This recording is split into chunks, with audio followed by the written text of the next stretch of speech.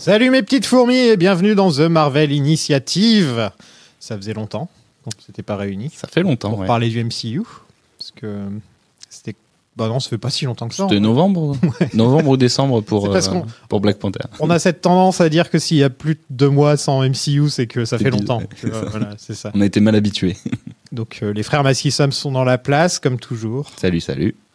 On va vous parler du premier film de la phase 5. On est déjà à la phase 5. Oui, ça fait peur.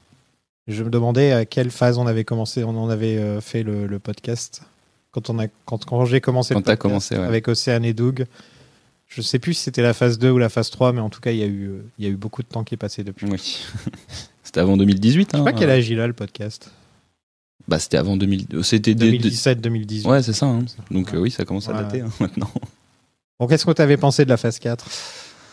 Je suis pas celui qui était le plus en colère contre cette phase 4, qui est quand même une phase un peu bâtarde, dans le sens où c'est un peu une phase de transition après le pinacle du MCU. Donc c'est vrai que c'était la phase 1 bis. Ouais, c'est ça. Il y avait un espèce de côté, on reprend les mêmes et on recommence, mais sans vraiment recommencer parce que tout est déjà introduit et installé. Donc ils avaient le cul entre deux chaises, Marvel, et ils ont essayé de se diversifier en passant par le format sériel, avec les succès qu'on connaît et beaucoup aussi de choses un peu plus anecdotiques et qui, je pense, ne serviront pas ou très peu dans l'avenir, si ce n'est que ça a juste servi en fait à combler le trou du Covid. Ils avaient besoin de produire et ils ont pu produire plus facilement ces séries-là. Parce que c'est vrai que la phase 4, c'est aussi celle du Covid. Bah oui, c'est ça, c'est qu'il faut pas l'oublier, c'est arrivé après Endgame et ils sont quand même retrouvés. Enfin, ça devait pas être évident de tout réorganiser parce que bon, même si ils sont quand même assez flexibles dans leur manière de faire, je pense qu'ils ont quand même ils sont quand même tirés 2-3 cheveux pour savoir comment réagencer leur truc. T'as un film préféré dans la phase 4 ? Je pense que ça reste actuellement Doctor Strange 2. Même si avec le recul, je trouve que Shang-Chi a amené un truc qui était plutôt sympathique. Moi, c'est Shang-Chi, je pense. Ouais. Et après, ça sera forcément en série que j'irai chercher des trucs et ça sera celle dont on parle à chaque fois, c'est-à-dire Wanda et Loki, qui sont vraiment les deux qui m'ont marqué et qui, même si elles ont toutes les deux des défauts, mais l'une plus que l'autre, elles avaient vraiment un truc qui amenait quelque chose en plus, alors que pour le reste, c'est vachement plus oubliable et on peut vraiment s'en passer sans avoir de problème à suivre le MCU, je trouve, pour l'instant en tout cas. Pour moi, cette phase 4 est une énorme déception. Énorme déception. Il y a de la déception, mais il y a de la frustration. C'est la gueule de bois après la grosse soirée. Ah ouais, mais c'est pas évident. Hein. Et... Non, en fait, le gros problème, c'est que Marvel s'enfonce dans sa formule énormément. C'est-à-dire que tous les films finissent par se ressembler, alors que c'est quand même des héros très différents. Et quand ils essaient de sortir un petit peu de ce qu'ils font d'habitude, ils font Eternals. Oui. Qui se casse la gueule. Qui se casse la gueule. Enfin, en tout cas, pas forcément en termes d'entrée, parce que le film a quand même relativement bien marché comparé à beaucoup d'autres films, mais il a vachement moins bien marché que des films du MCU. Mais là, plus ça avance, plus on peut confirmer que Marvel, c'est pas des films de réalisateurs, c'est des films de Kevin Feige. Ouais, c'est des films de producteurs avant tout. Waititi, Coogler... Même Gunn, hein. Bon, Gunn, il n'a pas encore fait son film pour l'instant. Mais... Non, mais de ce qu'il a déjà pu faire, même s'il apporte sa patte, il s'est quand même fondu dans un moule d'une certaine manière. Même s'il a un peu changé le moule. Mais lui, il était à part, il pouvait faire son truc dans l'espace, alors que maintenant tout est dans l'espace. Donc forcément, c'est ça un des problèmes que j'ai avec ce film, d'ailleurs, avec le Quantum Mania. D'ailleurs, c'est de ça dont on va vous parler. Mais c'est dans le titre. Les fourmis ont un peu teasé quand même. C'est qu'on a déjà vu tellement d'aliens bizarres avec les années. Là, par exemple, encore dernièrement, dans le Christmas Special des Guardians, tu vois, il y avait des aliens bizarres et des trucs comme ça. Donc ça fait que si ce film était sorti il y a 2 phases, on aurait fait tous les aliens bizarres, c'est de la folie, on dirait qu'on est sous exta, on dirait qu'on est sous champignons, machin. Proposition visuelle renversante. Maintenant, ça fait un peu... Il y a le sort de personnage du blob, là. On a un peu ce personnage qui est mignon et qui sait se battre. On a eu le même dans Captain Marvel avec le chat. Dans Thor aussi. On a ça avec le raton laveur. On a ça dans Thor. Avec Mick, je sais plus comment il s'appelle. Voilà, qui est comme ça aussi. On a toujours des personnages qui reviennent un peu. Là, on a la guerrière. Le personnage de la guerrière, on l'a vu 1 milliard de fois, quoi. Quelquefois, c'est un guerrier, mais en tout cas, on l'a vu 1 milliard de fois, ce genre de personnage. Fait, Donc c'est vrai très monolithique en plus. Avec le temps, au bout de bientôt 30 films, ça finit par se répéter et faire que des références à soi-même et à se répéter. À s'auto-référencer, ouais. Est-ce que ce serait pas le moment que Kevin Feige laisse la main à quelqu'un d'autre ? Je pense que le problème, c'est que s'il laisse la main à quelqu'un d'autre, ça changera pas la direction du MCU, en fait, parce que le MCU, c'est plus Kevin Feige qui le dirige. Kevin Feige. Quand même. Mais oui, enfin, dans le sens où c'est le représentant de ce qu'est le MCU, c'est vraiment le visage de toute cette entité-là. Mais je crois que ça fait quand même un moment qu'il est plus autant à la manœuvre qu'il a pu l'être quand il y avait un film ou 2 films en production par an. Là, on est sur un truc où ça a quand même pris une ampleur. Tu vois que Victoria Alonso, qui est une des productrices exécutives qu'on retrouve, si vous regardez, depuis le premier film Iron Man, elle est présente. C'est comme des Louis Desposito, des choses comme ça. C'est des mecs des personnes, qui font partie de l'espèce de table qui est la tête pensante de Marvel. Et en fait, que Kevin Feige soit là ou pas, je pense pas que ça changerait grand-chose aujourd'hui. Il y a 3-4 ans, je t'aurais pas dit ça. Là, je pense que oui, parce que même lui a entamé une transition en devenant président de Marvel de manière plus générale. Du coup, je pense qu'il délègue vachement plus qu'avant. Et... Ils ont pas raté le coche un petit peu là en perdant James Gunn. Justement que Gunn aurait peut-être pu être un petit peu plus. Ça aurait pu être lui le prochain Feige. En fait, le truc c'est qu'il a fait partie de cette équipe-là. Il faisait des trucs cosmiques. Ouais. C'est ça. Il faisait partie de la table d'écriture qui s'occupait d'assembler tous les films Marvel ensemble pour arriver à Infinity War et Endgame à partir du moment où il est arrivé sur les Gardiens. Donc ça aurait été carrément logique que ça soit lui. Le problème, c'est que Disney s'est auto-sabordé en le dégageant il y a quelques années, et puis lui, il est parti faire ses affaires ailleurs, et quand il est revenu... Je pense que ça matche mieux, en plus. Oui, évidemment. DC, ça le permet d'être trash. Moi, je suis complètement d'accord. Ça le permet d'être plus rated R. L'identité de DC correspond vachement plus à... En tout cas, les personnages crades que peut avoir DC. Voilà, quand tu vois ce qu'il fait avec Peacemaker, c'est jamais un truc que ou The Suicide Squad, oui. Tu pourrais jamais l'imaginer dans le MCU, ce genre de choses. Et puis, ça n'a pas sa place, je trouve. C'est pas le même genre de ton, en fait... On n'est pas dans... Parce que Kevin, j'ai cette impression que, comme beaucoup de gens quand ils ont du succès, comme certains chanteurs, comme certains acteurs, qui vont jouer tout le temps le même rôle, qui vont chanter toujours les succès, tu vois, qui va refaire le best-of à chaque fois. Tu vois, en tournée, tu chantes que tes classiques. Voilà, il fait ses classiques. Et t'as l'impression qu'un petit peu, avec la phase 4, il s'est un peu reposé sur ses lauriers. Et un peu comme Ant-Man se repose sur ses lauriers, parce que Ant-Man, ça pourrait être un peu Kevin Feige, c'est bon, ça y est, on a vaincu le monde, on a réussi, on a fait ça. Il y a un joli parallèle. Il faudrait qu'il sorte sa biographie, Kevin Feige, je pense que ça se vendrait bien en plus. Je crois qu'il y a une biographie, ou en tout cas un bouquin sur lui qui doit sortir dans pas longtemps, un peu recherché. Mais c'est vrai qu'il y a un peu ce côté-là, en fait, on a sauvé le monde, ça y est, on a fait Endgame, les gars. Il le dit, le film s'ouvre là-dessus. On avait Spider-Man, on avait Iron Man, on avait Hulk, on avait... Tu vois, enfin, qu'est-ce que tu peux faire de mieux ?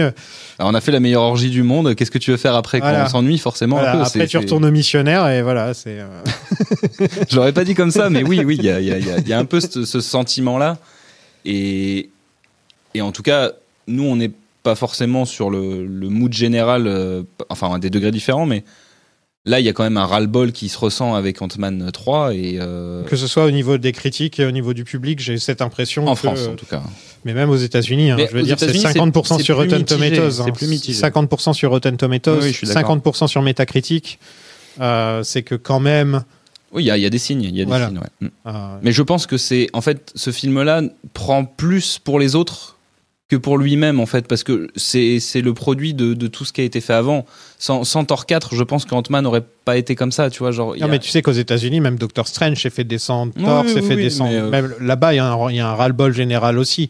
Je crois que le seul film de la phase 4 qui s'est pas fait descendre, c'est Shang-Chi, si je me trompe pas. Parce que Eternal s'est fait descendre, Black Widow s'est fait descendre, tous les autres... par les critiques américaines. Même Black Panther. Pourtant, d'habitude, les critiques américains, c'est souvent... on est toujours les premiers à dire ils abusent, ils disent que c'est le meilleur film Marvel. Là, en fait, ils abusaient, mais tu sentais quand même que dans le lexique qu'ils ont l'habitude d'utiliser, tu sais, quand tu vois les reviews qui sortent après les projections qu'ils ont aux États-Unis, il y avait quand même un espèce de petit truc que t'as pas d'habitude, où c'était un peu plus nuancé. C'était pas dithyrambique en mode Jonathan Majors va vous retourner le cerveau, c'est le meilleur acteur de sa génération et c'est le plus grand méchant qu'on ait vu dans le MCU. Là, c'est non. Non, là, on était sur un truc plus dans la nuance, avec un peu plus de pincettes quand tu fais des compliments à Marvel. Et c'est pas quelque chose qui est dans leur habitude, parce que d'habitude, c'est vraiment dithyrambique. Et là, tu flairais qu'il y avait un truc bizarre autour de ce film. Un mood général qui n'allait pas. Ouais, je pense que c'est le revers de la médaille. Oui, il y a un peu de ça. Et puis, tu peux pas en vouloir aux gens d'être un peu lassés. Presque 30 films. Bah, c'est ça. Et combien de séries télé aussi? Bah, on doit être une petite dizaine maintenant, je pense, voilà. Déjà. Déjà? Bah, pas loin d'une petite dizaine. On va en avoir bientôt. 8, 9, trucs comme ça. Je sais pas exactement, là, j'ai pas en tête. Mais... Donc, ça fait... C'est un peu comme le disco. Le disco, c'était partout, pendant 10 ans. Disco. Et saurait jusqu'à la moelle. Et c'est mort. Maintenant, c'est has-been. Tu dis, tu fais quoi ce soir? Je vais danser le disco. Regarde, imagine comment les gens vont te regarder. Mais en gros, là, c'est en train de devenir le disco. Marvel.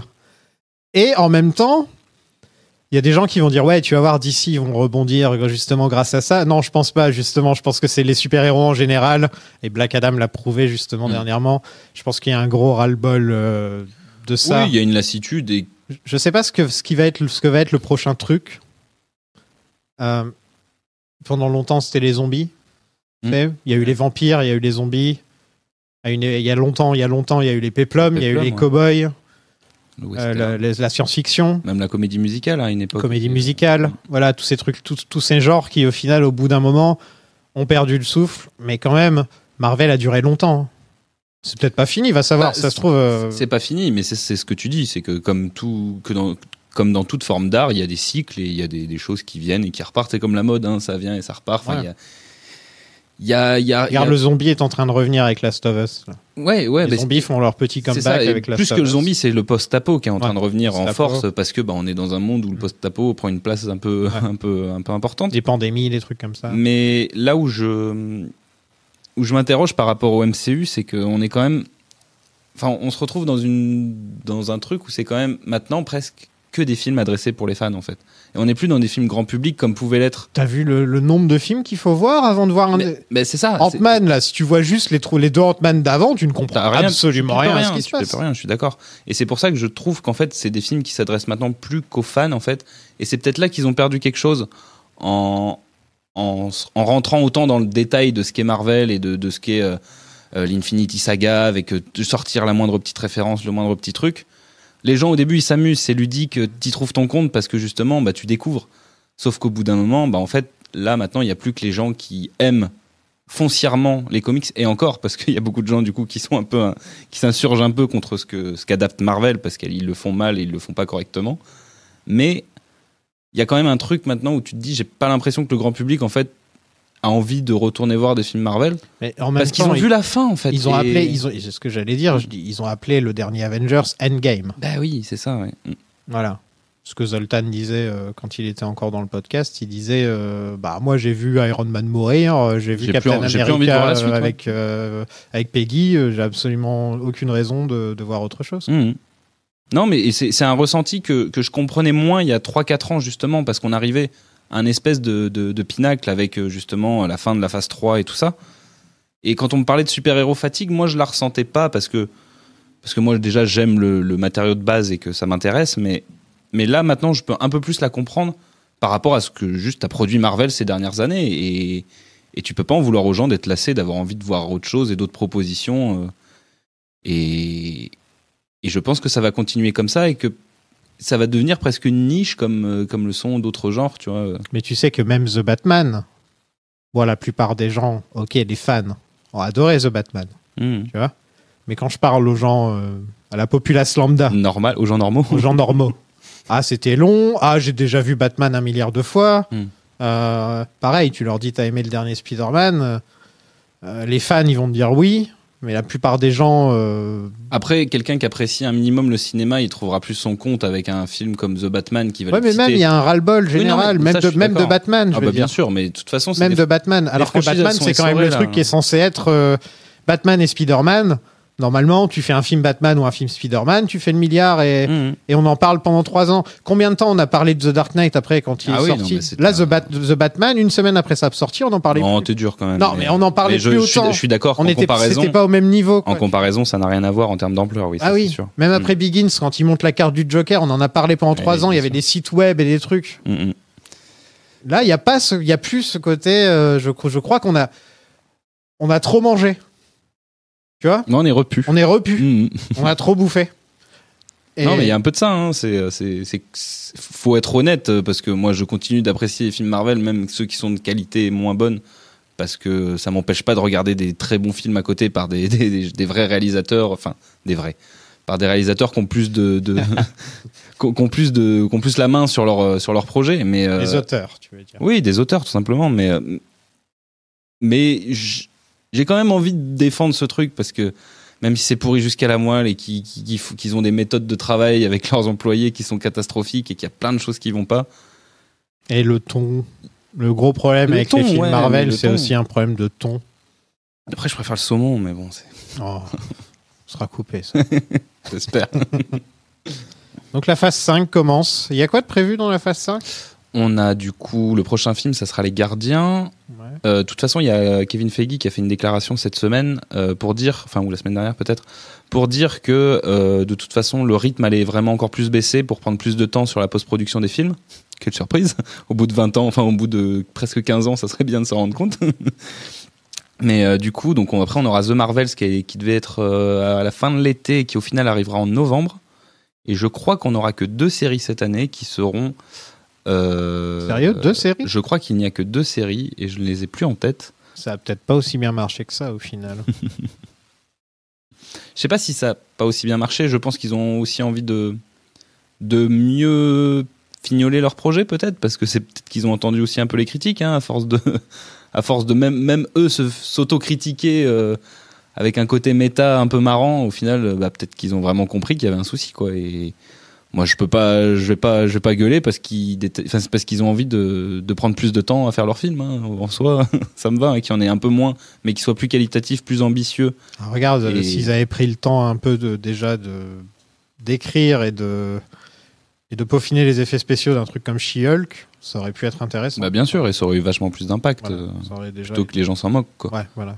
Sans parler du côté des misogynes à côté. Hein. Ouais, mais ça, vraiment, là, je parle plus. Je suis d'accord avec toi. Simplement prendre le temps d'écrire un petit peu le truc et aussi de peaufiner ces effets spéciaux. C'est-à-dire, pour une sitcom, enfin une série de comédie, l'écriture est très importante. Et si en plus tu as besoin d'effets spéciaux et que tu rates un des deux, ça le fait pas. Mais si tu rates les deux, il faut être irréprochable. Ouais, voilà. Donc Scott est devenu une star avec son livre. Une star, il l'est déjà, mais c'est plus qu'il a une nouvelle image auprès du public, je dirais. Ouais, il a sauvé le monde. Ouais. Parce que c'est vrai qu'on l'oublie. Et ils se vantent d'avoir sauvé le monde, surtout parce que je pense que les gens ne le savent pas. Surtout. On l'oublie que dans Endgame, c'est grâce à lui s'il sauve le monde. Non, c'est grâce à un rat. C'est un rat qui le fait revenir. Sans rat, il se passe rien. C'est vrai. Mais ouais, donc cette histoire de bouquin, c'est marrant. Enfin, je trouve que ça colle bien au caractère de ce personnage, pour le coup. Si on a un qui peut faire ça, c'est lui. Tu vois, il aurait pu lancer un podcast, ça m'aurait pas choqué non plus, quoi. Il a un podcast. Oui, en vrai, mais. Non, mais ils le disent. Dans une série. Oui, c'est vrai. Une des séries. Mais je sais pas si en fait c'était pas plutôt le livre audio en fait de son bouquin. Ah, ok. Je sais pas si on n'était pas plus là-dessus, la nuance est peut-être là, mais. On voit pas Louis et son équipe. C'est bien ça qui s'appelait, Louis. Ouais. On est triste. Hein. Ouais, on voit pas le russe non plus. Non plus. Ouais. Celui qui jouait le faux Joker dans The Dark Knight. Et qui jouait aussi Polka Dot Man dans The Suicide Squad. Ah oui, c'est vrai. Mais oui. C'est un bon acteur, lui, j'aime bien. Ouais, David Mazzucchelli, un truc comme ça. Je sais plus.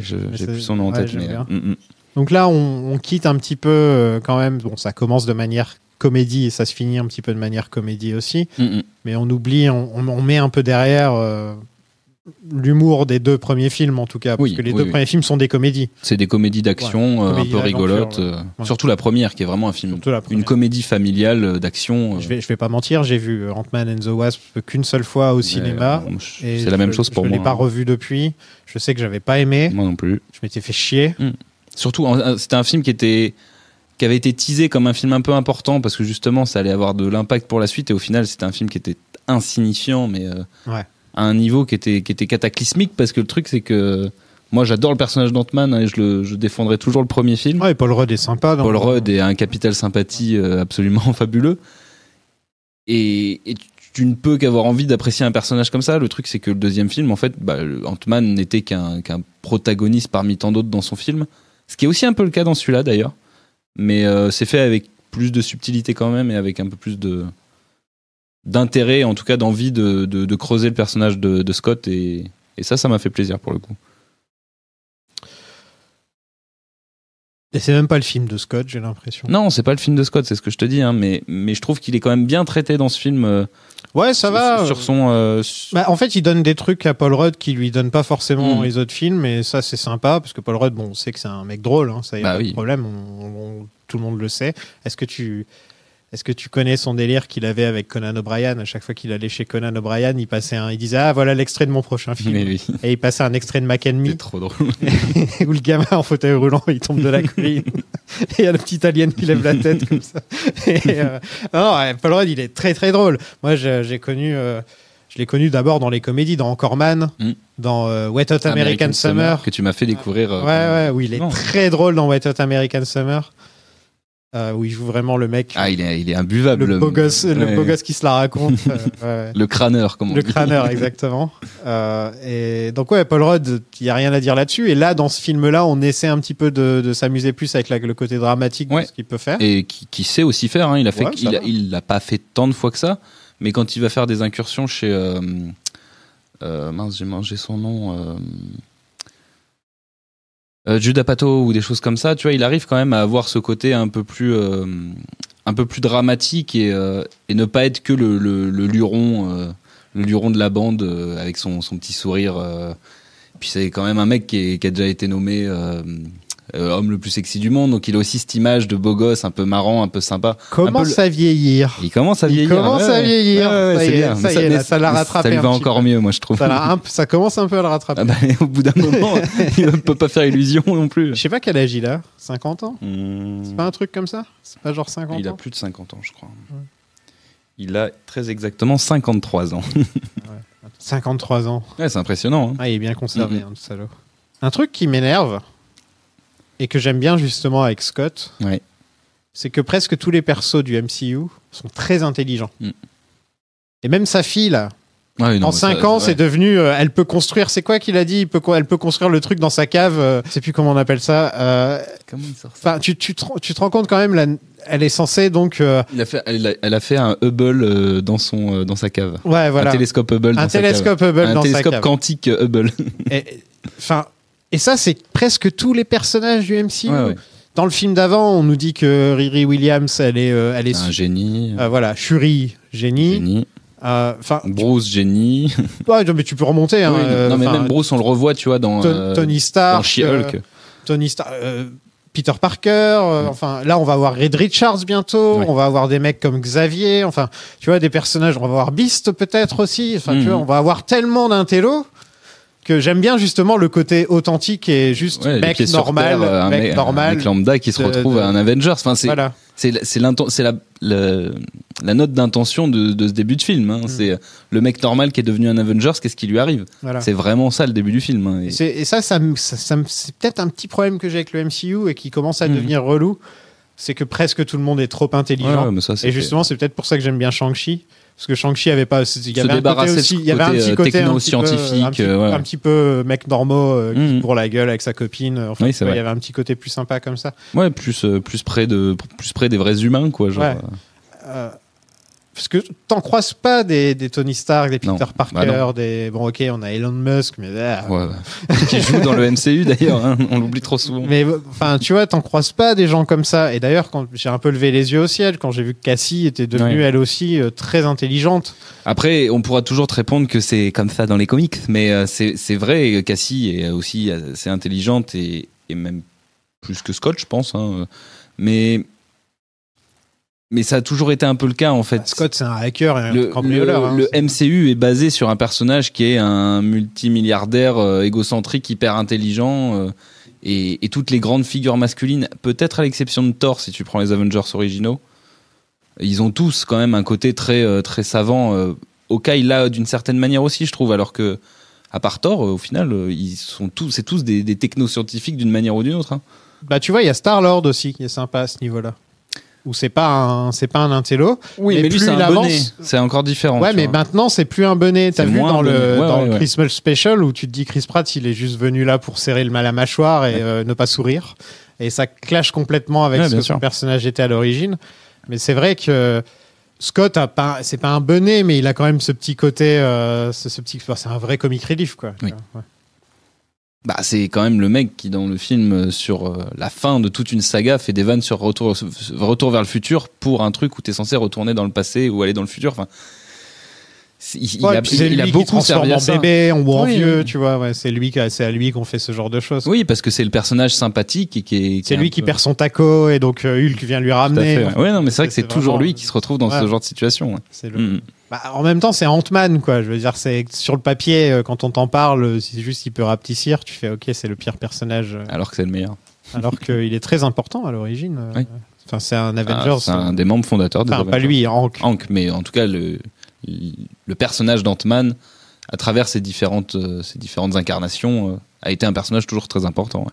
Tiens, parlons de Cassie. Qui est un des personnages les plus importants du film, parce que c'est vrai qu'il y a eu 5 ans qui sont passés, donc forcément elle a pu grandir. C'est une nouvelle actrice. Tout à fait, ouais. Par rapport à Endgame. Toi, t'étais pas trop fan de la nouvelle actrice ? Bah, j'ai pas trop... Enfin, en tout cas, en termes de jeu, j'ai pas été méga emballé. J'ai pas trouvé le personnage non plus super emballant, sachant que, bah, tu vois, t'as eu une America Chavez avant qui m'a déjà un peu plus intéressé. Ou une Miss Marvel qui est vachement plus intéressante.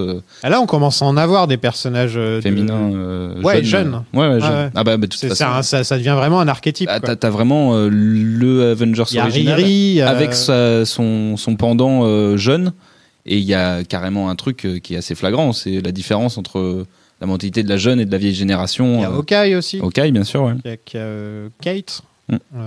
Kate Bishop, ouais. C'est vrai, ça devient un truc. Et oui, mais c'est un passage de flambeau. C'est comme Spidey l'aura sûrement d'une certaine manière avec Miles, tu vois. Ouais, mais c'est un peu... Enfin, c'est trop... Je suis d'accord que ça fait presque trop... Enfin, ça fait pas naturel dans le sens où chacun a vraiment sa déclinaison. Ouais, ça fait trop. Avec comme si tout le monde avait un Robin d'un coup. Avec le costume d'une autre couleur. Voilà, tout le monde a un Robin. Je me suis fait la réflexion, il y a un peu un côté Bad Family dans ce film, tu vois. Oui, mais je veux dire, ils ont tous un Robin, quoi. Bien sûr, une Robin, en l'occurrence. Ouais. C'est leur volonté aussi de vouloir rajeunir le casting pour pouvoir le garder plus longtemps. Tu fais la liste, il y a America Chavez, il y a Kate Bishop, il y a Miss Marvel, il y a donc Cassie maintenant. T'avais les enfants de Wanda, à voir s'ils vont revenir ou pas. Ils sont encore jeunes. Donc, Bah ouais, mais bon, au final, le temps que ça passe, je pense qu'ils seront en âge... Et je suis sûr que je dois en oublier en plus. Oui, il y en a d'autres. Tu as... Bah, Shuri, je sais pas si tu l'as redit, mais... Shuri, maintenant, elle est Black Panther en plus. Donc... En plus, ouais. Non, mais le passage de flambeau, de toute façon, c'était logique. On s'attendait à ce qui se fasse après Endgame. C'est vrai que dans la mise en place, c'est parfois un peu avec les gros sabots, quoi. Et puis là, Cassie, tu sais même pas comment elle s'est fait son costume. Est-ce que c'est son grand-père qui lui a fait ? Son grand-père, non, c'est pas du tout son grand-père, mais son beau grand-père, on va dire. Son beau grand-père, c'est vrai. C'est vrai qu'il y a un peu d'artificiel dans tout ça. Mais encore une fois, c'est chiant, mais c'est aussi un peu comme ça dans les comics où du jour au lendemain, le personnage que tu suis, en fait, il a le même en version miniature qui est dans ses pattes. Oui, mais est-ce que ça fonctionne ? Ça fonctionne dans les comics parce que c'est des personnages que tu peux ignorer ou rajouter dans l'histoire. Ça fonctionne quand t'as par exemple les Young Avengers qui arrivent, où là, t'as un changement de paradigme, où tu te retrouves avec une nouvelle équipe, jeune, qui a pas du tout la même mentalité, pas du tout les mêmes manières de faire, par rapport à, je sais pas, un soldat de la Deuxième Guerre mondiale et un milliardaire, tu vois. Là, tu te retrouves avec... une fille qui... Non, mais ce que je veux dire, c'est, est-ce que de la page à l'écran, est-ce que c'est adaptable, ce genre de choses ? Robin, c'est casse-gueule, par exemple. C'est casse-gueule, ouais. D'accord. C'est casse-gueule. C'est adaptable, comme par exemple, c'est hyper bien adaptable avec Hawkeye et Kate Bishop, tu vois, où il y a vraiment un sens. Quand tu lis les comics qui le traitent correctement, c'est juste passionnant, tu vois, parce que t'as une nouvelle dynamique pour des personnages que t'as l'habitude de suivre seul. Oh, il y a la fille de Iron Man qu'on va voir un jour aussi. Ah bien sûr, ouais. Excuse-moi. I Love You, 300 Miles. Oui. Elle aussi, on va la voir un jour, je pense. Non, c'est vrai. En plus, elle porte un casque à sa première apparition, donc... Donc c'est à cause de Cassie qui se font tous attraper par le royaume quantique. Et là, on a le droit à un épisode de Rick et Morty. De toute façon, je sais pas si t'as remarqué, mais pour une fois, le début du film Marvel, c'est... t'es 15 minutes, 20 minutes, 30 minutes, grand max dans le monde réel. Ça va très vite. Et d'un seul coup, paf, t'es parti. Paf. Et puis il y a plus... Et là, c'est full CGI jusqu'à la fin du film. Ils leur font vert, ouais. C'est très sombre.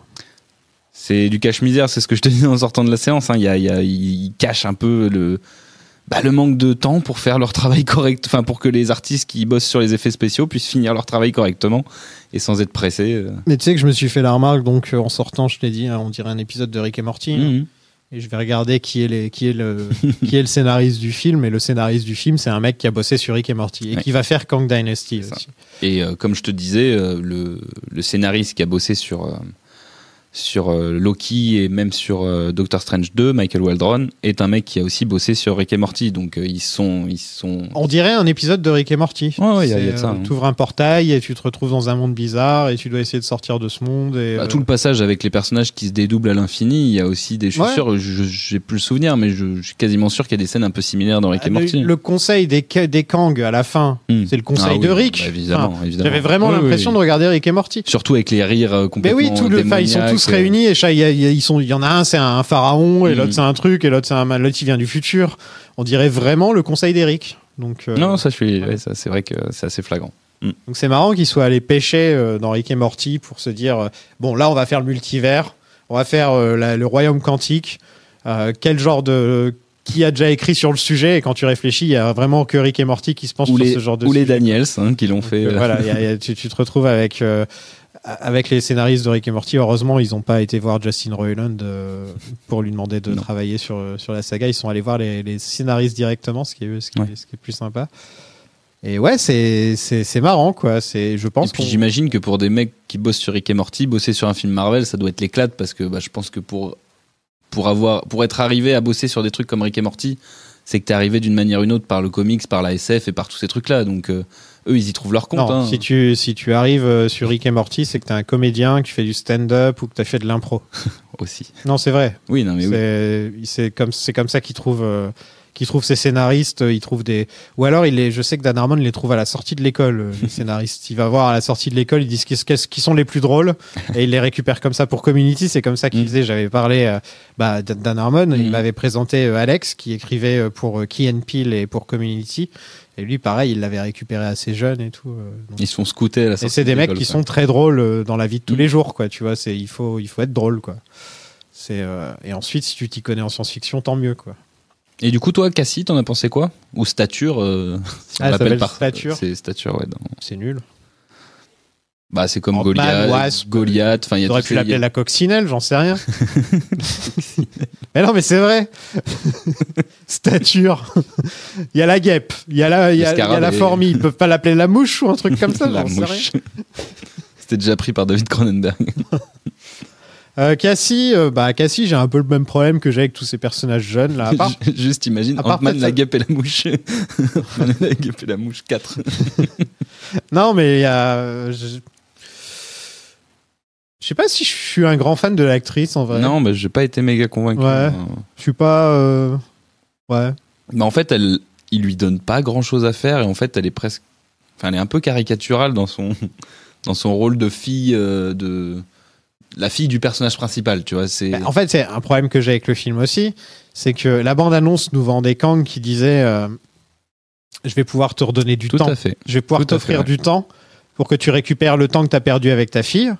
Et là, ça se transforme juste en je vais tuer ta fille.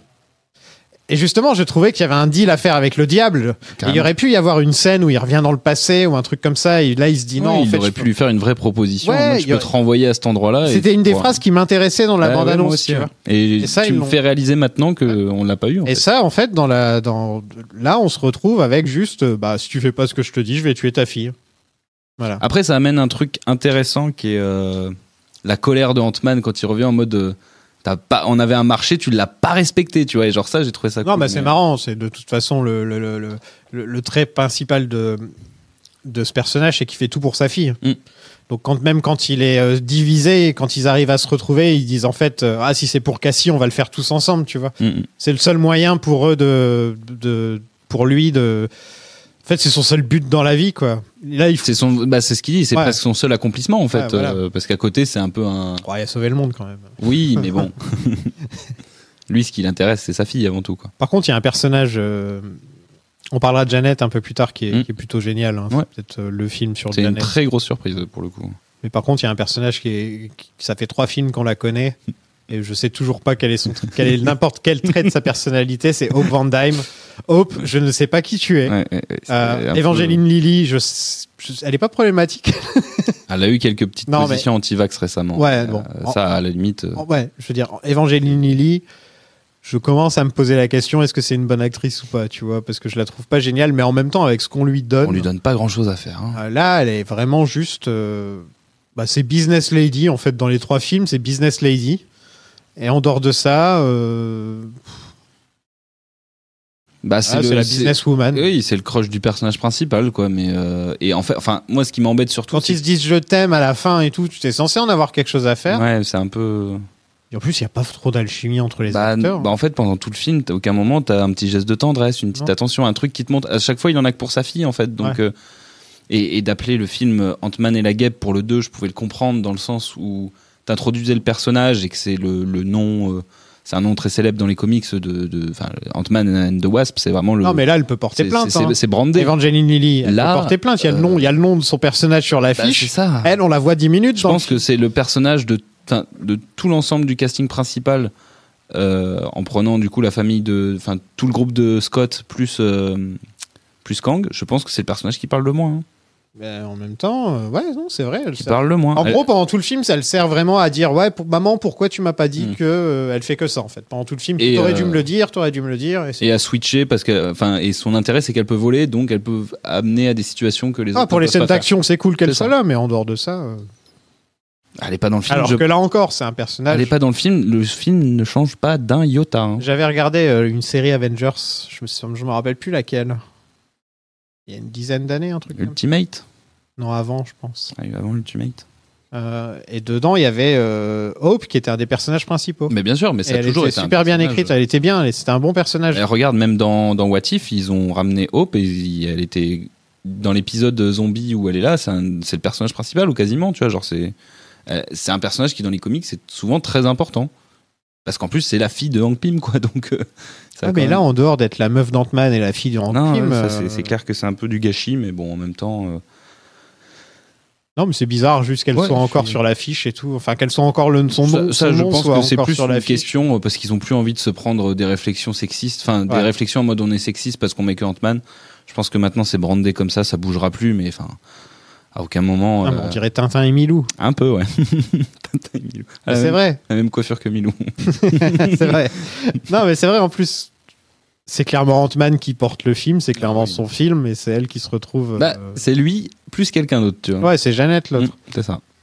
Michelle Pfeiffer qui est plutôt excellente dans ce film, parce qu'on lui donne les scènes d'action, les scènes où elle se laisse pas faire, les scènes où elle est plus charmante et tout. Jusqu'à maintenant, elle était plutôt en retrait, justement. On lui avait donné 5 minutes avant. Ouais, c'est ça. À chaque fois, elle était... Tu sentais qu'elle était importante, mais on s'attardait pas sur elle. Ouais, je trouve Michelle Pfeiffer très bien. Et elle a l'air de s'éclater à faire ce... Ouais. Tu sens qu'elle est investie dans le personnage qui a eu un lourd passé. Et justement, tu mets Michelle Pfeiffer en scène avec Evangeline Lilly, il y a une différence de niveau quand même. Je suis désolé. Ouais, je suis d'accord. Elle, même si on lui donne des trucs à faire à Michelle Pfeiffer, mais c'est pas non plus génial. Elle est perdue. Enfin voilà. Elle arrive quand même à en faire quelque chose. Comme Michael Douglas, dans le peu de scènes où il arrive quand même à t'ajouter... Oui, et puis il y a le charisme qui joue aussi. Non, mais tu vois que les vieux acteurs comme ça, ils t'apportent un truc quand même dans ce genre de film. Et c'est pour ça qu'avoir Harrison Ford en président des États-Unis dans les prochains films Marvel, ça va être stylé. Il va être président des États-Unis. Eh oui. Dans Captain America 3. Il joue pas Ross ? Bah oui, mais Ross va devenir président des États-Unis. En tout cas, c'est ce qu'ils ont annoncé. Donc il va être républicain. Bon, il y a des chances, oui. Ah oui, il est rouge. C'est vrai. T'aimes bien les drôles d'aliens, là ? Il y en a un, c'est un brocoli. Mais on a déjà tout vu. Bah oui, c'est ça. C'est ce que tu disais tout à l'heure. C'est que c'est pas très surprenant. Après, il y a 2-3 designs qui sont un peu marrants, un peu originaux, un peu cool. Mais c'est pas une surprise dans le sens où... Il y en a un qui lit les pensées. C'est Chidi de The Good Place. Ouais, exact. Les gardiens l'ont déjà fait, en fait. Ramener plein de créatures de plein de mondes différents, et que ce soit dans le 1 ou dans le 2. Ça apporte un peu de richesse parce que c'est vrai que... Même Thor, Ragnarok. Même Thor, oui, effectivement. Pareil, ouais.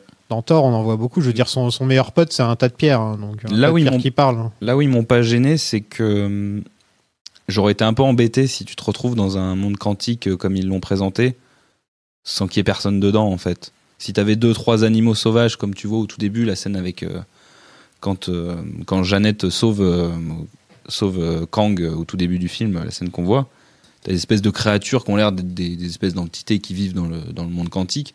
S'il y avait eu que ça aurait été un peu relou. Là, au moins, tu sens qu'il y a de la civilisation, il y a des trucs, même si c'est pas expliqué, c'est peut-être pas plus mal, parce que sinon, il se serait encore mis une balle dans le pied à vouloir tout expliquer sans que ça ait vraiment de sens. Donc, c'est pas gênant, mais c'est vrai que c'est pas... Ils peuvent pas rentrer chez eux en grandissant beaucoup. Mais je crois qu'ils sont chez eux, hein. C'est ça. Non, mais Ant-Man and the Wasp. Tu veux dire. Ils peuvent pas grandir vraiment beaucoup, et là, Je pense qu'au bout d'un moment, le costume, il va craquer. C'est même le royaume quantique, je ne comprends pas tout, parce que par exemple, Ant-Man est resté pendant 5 ans dans le royaume quantique, il n'a pas vieilli, etc. Alors que Michelle Pfeiffer, elle est restée pendant 30 ans, et là, elle a vieilli.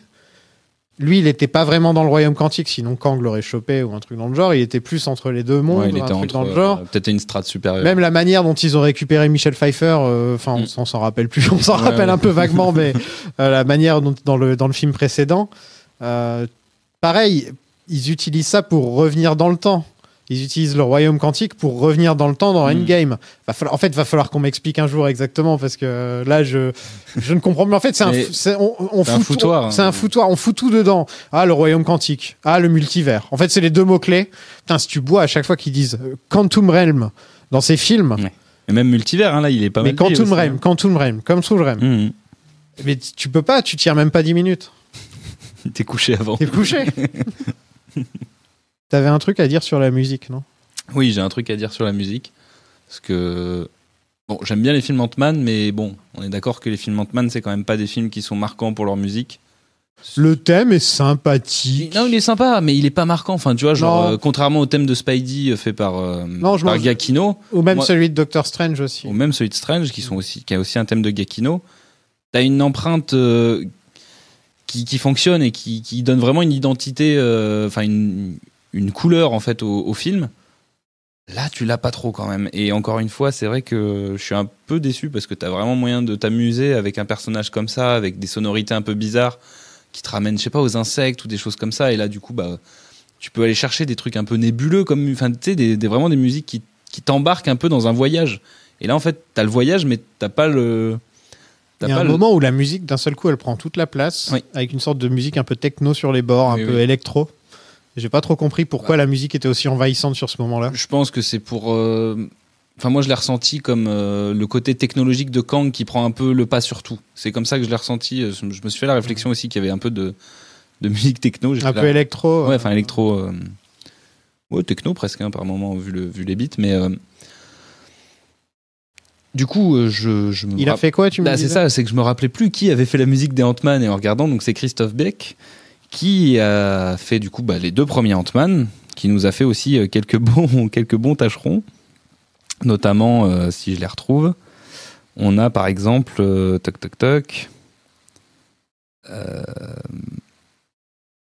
je les retrouve plus ? On a du American Pie, on a du 13 à la douzaine, du Garfield le film. Donc il a déjà travaillé avec Bill Murray. Du Electra. Ouh. La Panthère Rose de Sean Levy. On a Garfield 2. Il a re-signé. Qu'est-ce qu'on a d'autre ? Il y avait Very Bad Trip de Todd Phillips. C'est son premier gros blockbuster ? Non, parce qu'il avait quand même fait Red. Je sais pas si tu te souviens de Red avec Bruce Willis et tout.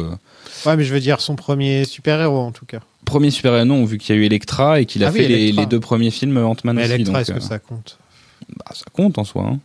Il a fait aussi la musique d'une autre adaptation de comics qui est RIPD Brigade Fantôme, là, le truc. Ah oui.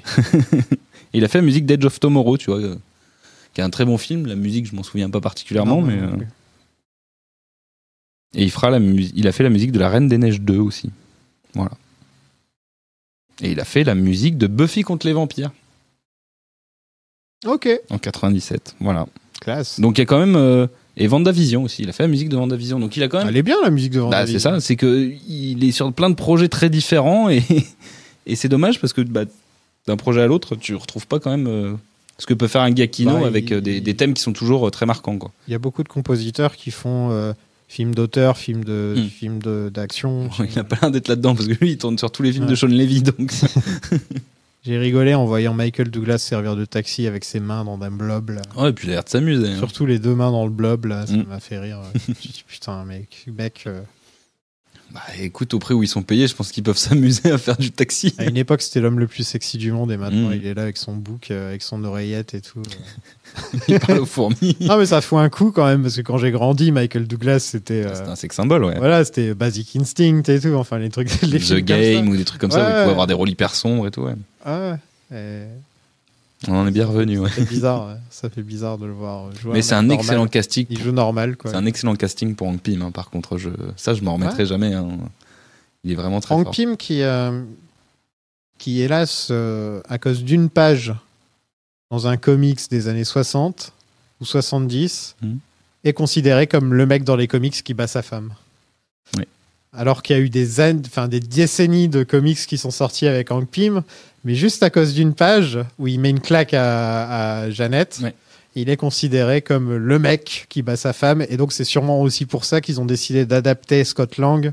Parce que Hank Pym a cette image, en fait, cette mauvaise image. Il y a de ça, et puis il y a aussi le fait qu'ils adaptaient beaucoup pour le début du MCU. Ultimate, c'est dans Ultimate, c'est Scott Lang qui était utilisé, donc oui. Non, mais il y a un peu, je me posais la question justement, parce que c'est vrai qu'il a cette image-là, Hank Pym, Enfin, moi qui connaissais pas grand-chose à l'univers Marvel, je savais que... C'est un des trivia un peu connus. Il a mis une tarte à sa femme, voilà. Ce qui n'est pas une bonne chose, hein, je tiens à le dire. Pas, Ce que je dis juste que c'est marrant qu'une page comme ça écrite par un mec définisse puisse définir tout un perso. Parlons de MODOK. Il y a des choses à dire sur MODOK. Donc Darren Cross. Tout à fait. Comment je me rappelle de ça? Je sais pas, je pense que tu l'as entendu tout à l'heure. Mais... Non, j'ai entendu Darren seulement. Oui, Darren, il le répète au moins 15 fois dans le film. Je crois que c'est Darren Cross, c'est ça. Donc qui était Yellow Jackets. Oui. Donc excellente série. C'est vrai.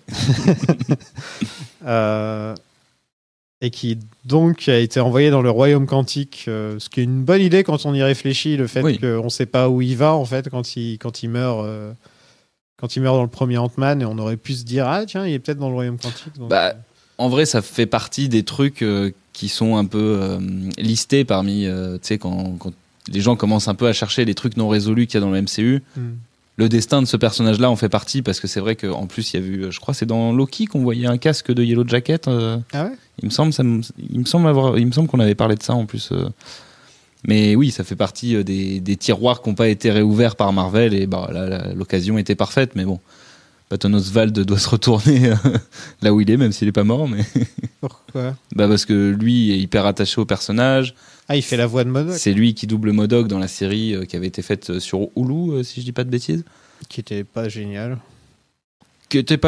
Mais en soi, quand tu utilises MODOK, c'est forcément un produit bizarre. Un peu bizarre, comme comme ce qu'on peut faire d'ici avec la Doom Patrol, où t'es presque sur des freaks, tu vois, où t'es vraiment sur des personnages très étranges. Ouais, mais là, c'était un drôle de délire un peu sitcom. Oui, là, on était vraiment dans un carcan très particulier. Un drôle de trip. Ouais. Mais ça aurait été cool, je trouve, pas de récompenser Patton Oswalt. Mais... Dis-moi, qu'est-ce que tu sais, toi, de MODOK vis-à-vis des comics? En fait, moi, c'est pas dans les comics que je l'ai rencontré, c'est vraiment dans les dessins animés, dans les animés enfants, où il était vachement présent. Et je crois que la dernière fois que je l'ai croisé, ça devait être dans un Spider-Man symbiote il y a pas longtemps, où Spider-Man, dans un univers parallèle, retrouve le costume noir et se retrouve confronté à Kang avec notamment MODOK. MODOK, normalement, n'est pas un pote de Kang, on est d'accord. Non, ils peuvent être reliés, ça dépend. En vrai, ça dépend. Mais moi, j'avoue que j'ai pas d'attache particulière à MODOK. Je sais que pour plein de gens, c'est un personnage hyper iconique et tout. Moi, j'ai juste pas été beaucoup confronté avec lui. Donc, il est marrant, il est un peu particulier, mais il me fait un peu penser, moi, il m'a toujours un peu fait penser au personnage des Tortues Ninja. Là, qui est... Krang. Ouais. Krang. Il m'a toujours fait un peu penser à ça, ce genre de personnage un peu chelou, un peu très texturé. Le cerveau dans... cerveau humain, enfin le cerveau personnifié presque, quoi. Ouais. Et là, ils en font la machine de guerre qu'il est censé être, et en soi, visuellement, il n'est pas forcément raté, il est bizarre, mais comme... Non, en fait, le personnage est comme ça, c'est un des personnages qui n'était pas adaptable, en fait. C'est ça, c'est ça. Donc je sais pas, j'ai vu un petit peu sur Twitter, je crois que c'est Océane aussi qui disait que MODOK était un des personnages les moins réussis du MCU par rapport à ce qu'il est dans les comics. Donc moi je connais pas trop, donc je peux pas vraiment juger. Mais ce que je sais de MODOK, c'est que putain, enfin, c'est une grosse tête avec des petits bras et des petites jambes, donc forcément à l'écran ça aura ridicule, toujours l'air un petit peu ridicule. Bien sûr. Et puis en plus de ça, je pense que là où Océane dit ça, je n'ai pas son avis, je sais pas exactement ce qu'elle en pense, mais moi en tout cas c'est comme ça que je l'ai ressenti. C'est là où il est raté, c'est sa rédemption en fait qui amène de nulle part et qui amène à une mini scène un peu mignonne et un peu cringe en même temps où MODOK caresse le visage de Scott en mode t'as toujours été comme un frère pour moi. Tout le monde est un peu interloqué, mais... surtout qu'on vient de voir Kang peut-être mourir. Oui. Il n'y a pas trop de réaction. Et ensuite, on a ça. Donc, je me suis dit, Kang, il va revenir. Mais c'est surtout qu'ils vont tous... ok, ils le connaissent plus ou moins tous, mais ils vont tous à son chevet comme si c'était leur ami, alors que 3 minutes avant... il vient de se sacrifier pour eux. Oui, mais 3 minutes avant, il voulait découper Cassie avec des espèces de rotophiles rose-violet, là. Ouais, je sais pas. C'est... Je sais pas, j'ai l'impression que le MCU est en train de rater un peu tous ces vilains. Je suis pas forcément d'accord là-dessus. Dans la phase 4, on en a quand même... je suis pas forcément d'accord. Taskmaster, c'est raté. Oui, voilà. Si tu... comment il s'appelait dans Thor Christian Bale. Gore, moi je suis désolé, Gore, il est sous-exploité dans le film, mais c'est pas un personnage raté, loin de là. Je suis pas d'accord avec ça, surtout avec le recul. Eternals, c'était qui le méchant ? C'était presque... C'est Richard Madden ? Ouais, c'est ça, c'était presque lui. Raté. Non, il y a peut-être Namor encore qui s'en sort. Namor, je le trouve très intéressant aussi. Namor et Wanda, mais encore Wanda, c'est très spécial ce qu'ils ont fait avec elle. Ils ont fait un vrai virage avec son personnage. C'est plus une méchante de film d'horreur que... C'est un antagoniste plus qu'un méchant, quoi. Mais c'est spécial, Wanda. Elle ressemble plus grand-chose à ce que Wanda est à l'origine. Exactement, ouais. Je sais que ça a plu à pas mal de gens et en même temps, il y en a plein qui n'étaient pas contents vis-à-vis de ça. En fait, c'est par rapport à ce qu'on voit dans WandaVision et ensuite on la retrouve et c'est la grande. C'est plus le même méchante, personnage. Voilà. Ça suit la trajectoire de son personnage, mais le personnage est tellement différent que... Trop brusque. Ouais. Et peut-être qu'ils sont à court de méchants. Déjà, à partir du moment où ils ont décidé de prendre Kang. Non, mais Kang, c'est un méchant classique. C'est un méchant classique, mais c'est pas le méchant le plus passionnant. Et je trouve qu'ils arrivent, en tout cas pour l'instant, du peu qu'on a vu, à susciter de l'intérêt pour ce personnage, ce qui est déjà, je trouve, quelque chose de fort, parce que c'est loin d'être le personnage le plus intéressant et le plus passionnant des comics Marvel. Parce que là, des méchants, ils vont récupérer. Là. Il y en a une chier, là. Là, ils vont enfin récupérer les plus grands méchants. Doom, Galactus, Magneto... Enfin, tu vois, là, oui, les vrais classiques du début de... Parce qu'ils en ont... Quand tu réfléchis, depuis le début du MCU, t'enlèves Thanos, t'enlèves Loki. Est-ce qu'il y a un personnage... Est-ce que pour toi, quand tu lis les comics... Enfin, quand tu veux lire les comics et que tu te dis, il y a un méchant qui m'intéresse, tu vois, c'est Thanos, Loki, Magneto... on va dire ça dans cet ordre-là, quoi. Enfin, Doom, même pas dans le désordre, je veux dire. Il y a qui d'autre ? Il y a Galactus... T'as Doom, t'as Apocalypse. Et Doom, voilà, t'as ces 5-6 là. C'est pour toi les plus grands méchants de Marvel. Oui. Il y en a que 2 qu'ils avaient jusqu'à présent. Ils ont quand même réussi à se démerder avec seulement 2 des plus grands méchants. Bon, le truc, c'est que c'est comme si pour faire une saga Batman, t'avais accès, qu'on va dire, tu peux faire que Riddler et Pingouin.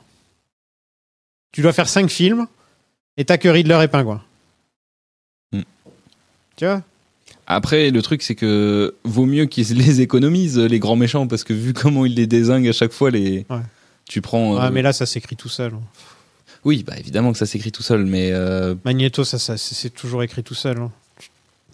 Juste, le personnage incarne ses combats et tout, donc... Oui. Galactus, ça parle pas.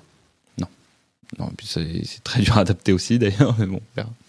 Ça, ce sera dans longtemps. Phase 17. Ce sera dans longtemps, ouais.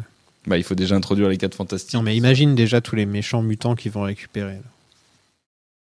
Oui, il y en a beaucoup. Ouais. C'est pas ça qui manque. Donc peut-être pouvoir faire Apocalypse bien comme il faut. J'adorerais. Quand tu vois la version. Ça sera peut-être pote avec Moon Knight. Ça, c'est méchant, ça. c'est vicieux. Le film est trop sombre. On l'a déjà dit. Je l'ai déjà dit ? Oui. Putain, je perds la tête. Mais il est un peu sombre.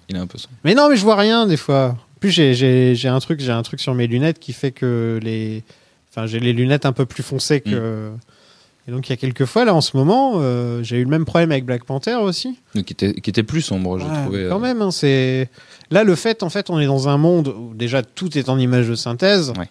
Donc il faut que ton œil un peu, tu vois, s'y fasse. Et en plus il y a pas de soleil. Si, il y en a. Ouais, il y en a un qui attaque. Hein. Mais je veux dire, tu vois, il n'y a pas de scène où. T'as pas de lumière naturelle. Et dès qu'il y a un peu de lumière, ils sont tous à contre-jour. C'est vrai. Genre, il y a des scènes où Kang est à contre-jour avec des vêtements très sombres et tout. Et j'ai bien aimé C'est dommage, tu peux pas voir ses expressions du visage. J'ai bien aimé le contraste qu'ils utilisent parfois pour l'éclairer, justement. Ouais. Qu'il soit toujours un petit peu dans la pénombre, justement. Ça, j'ai trouvé ça plutôt pas mal. Je sais pas si c'est voulu. C'est peut-être pas voulu, t'as raison. J'essaye de trouver des qualités, mais merde. Parlons de Kang. Bah oui, c'est ça. Le Conquérant. Le Conquérant. Donc là, on a le vrai Kang, contrairement à Loki. On a Kang. On a le Conquérant. C'est ça. Qui est le plus connu de toutes les itérations de Kang. Qu'est-ce que tu penses de Jonathan Majors par rapport à ce qu'il offrait dans Loki ?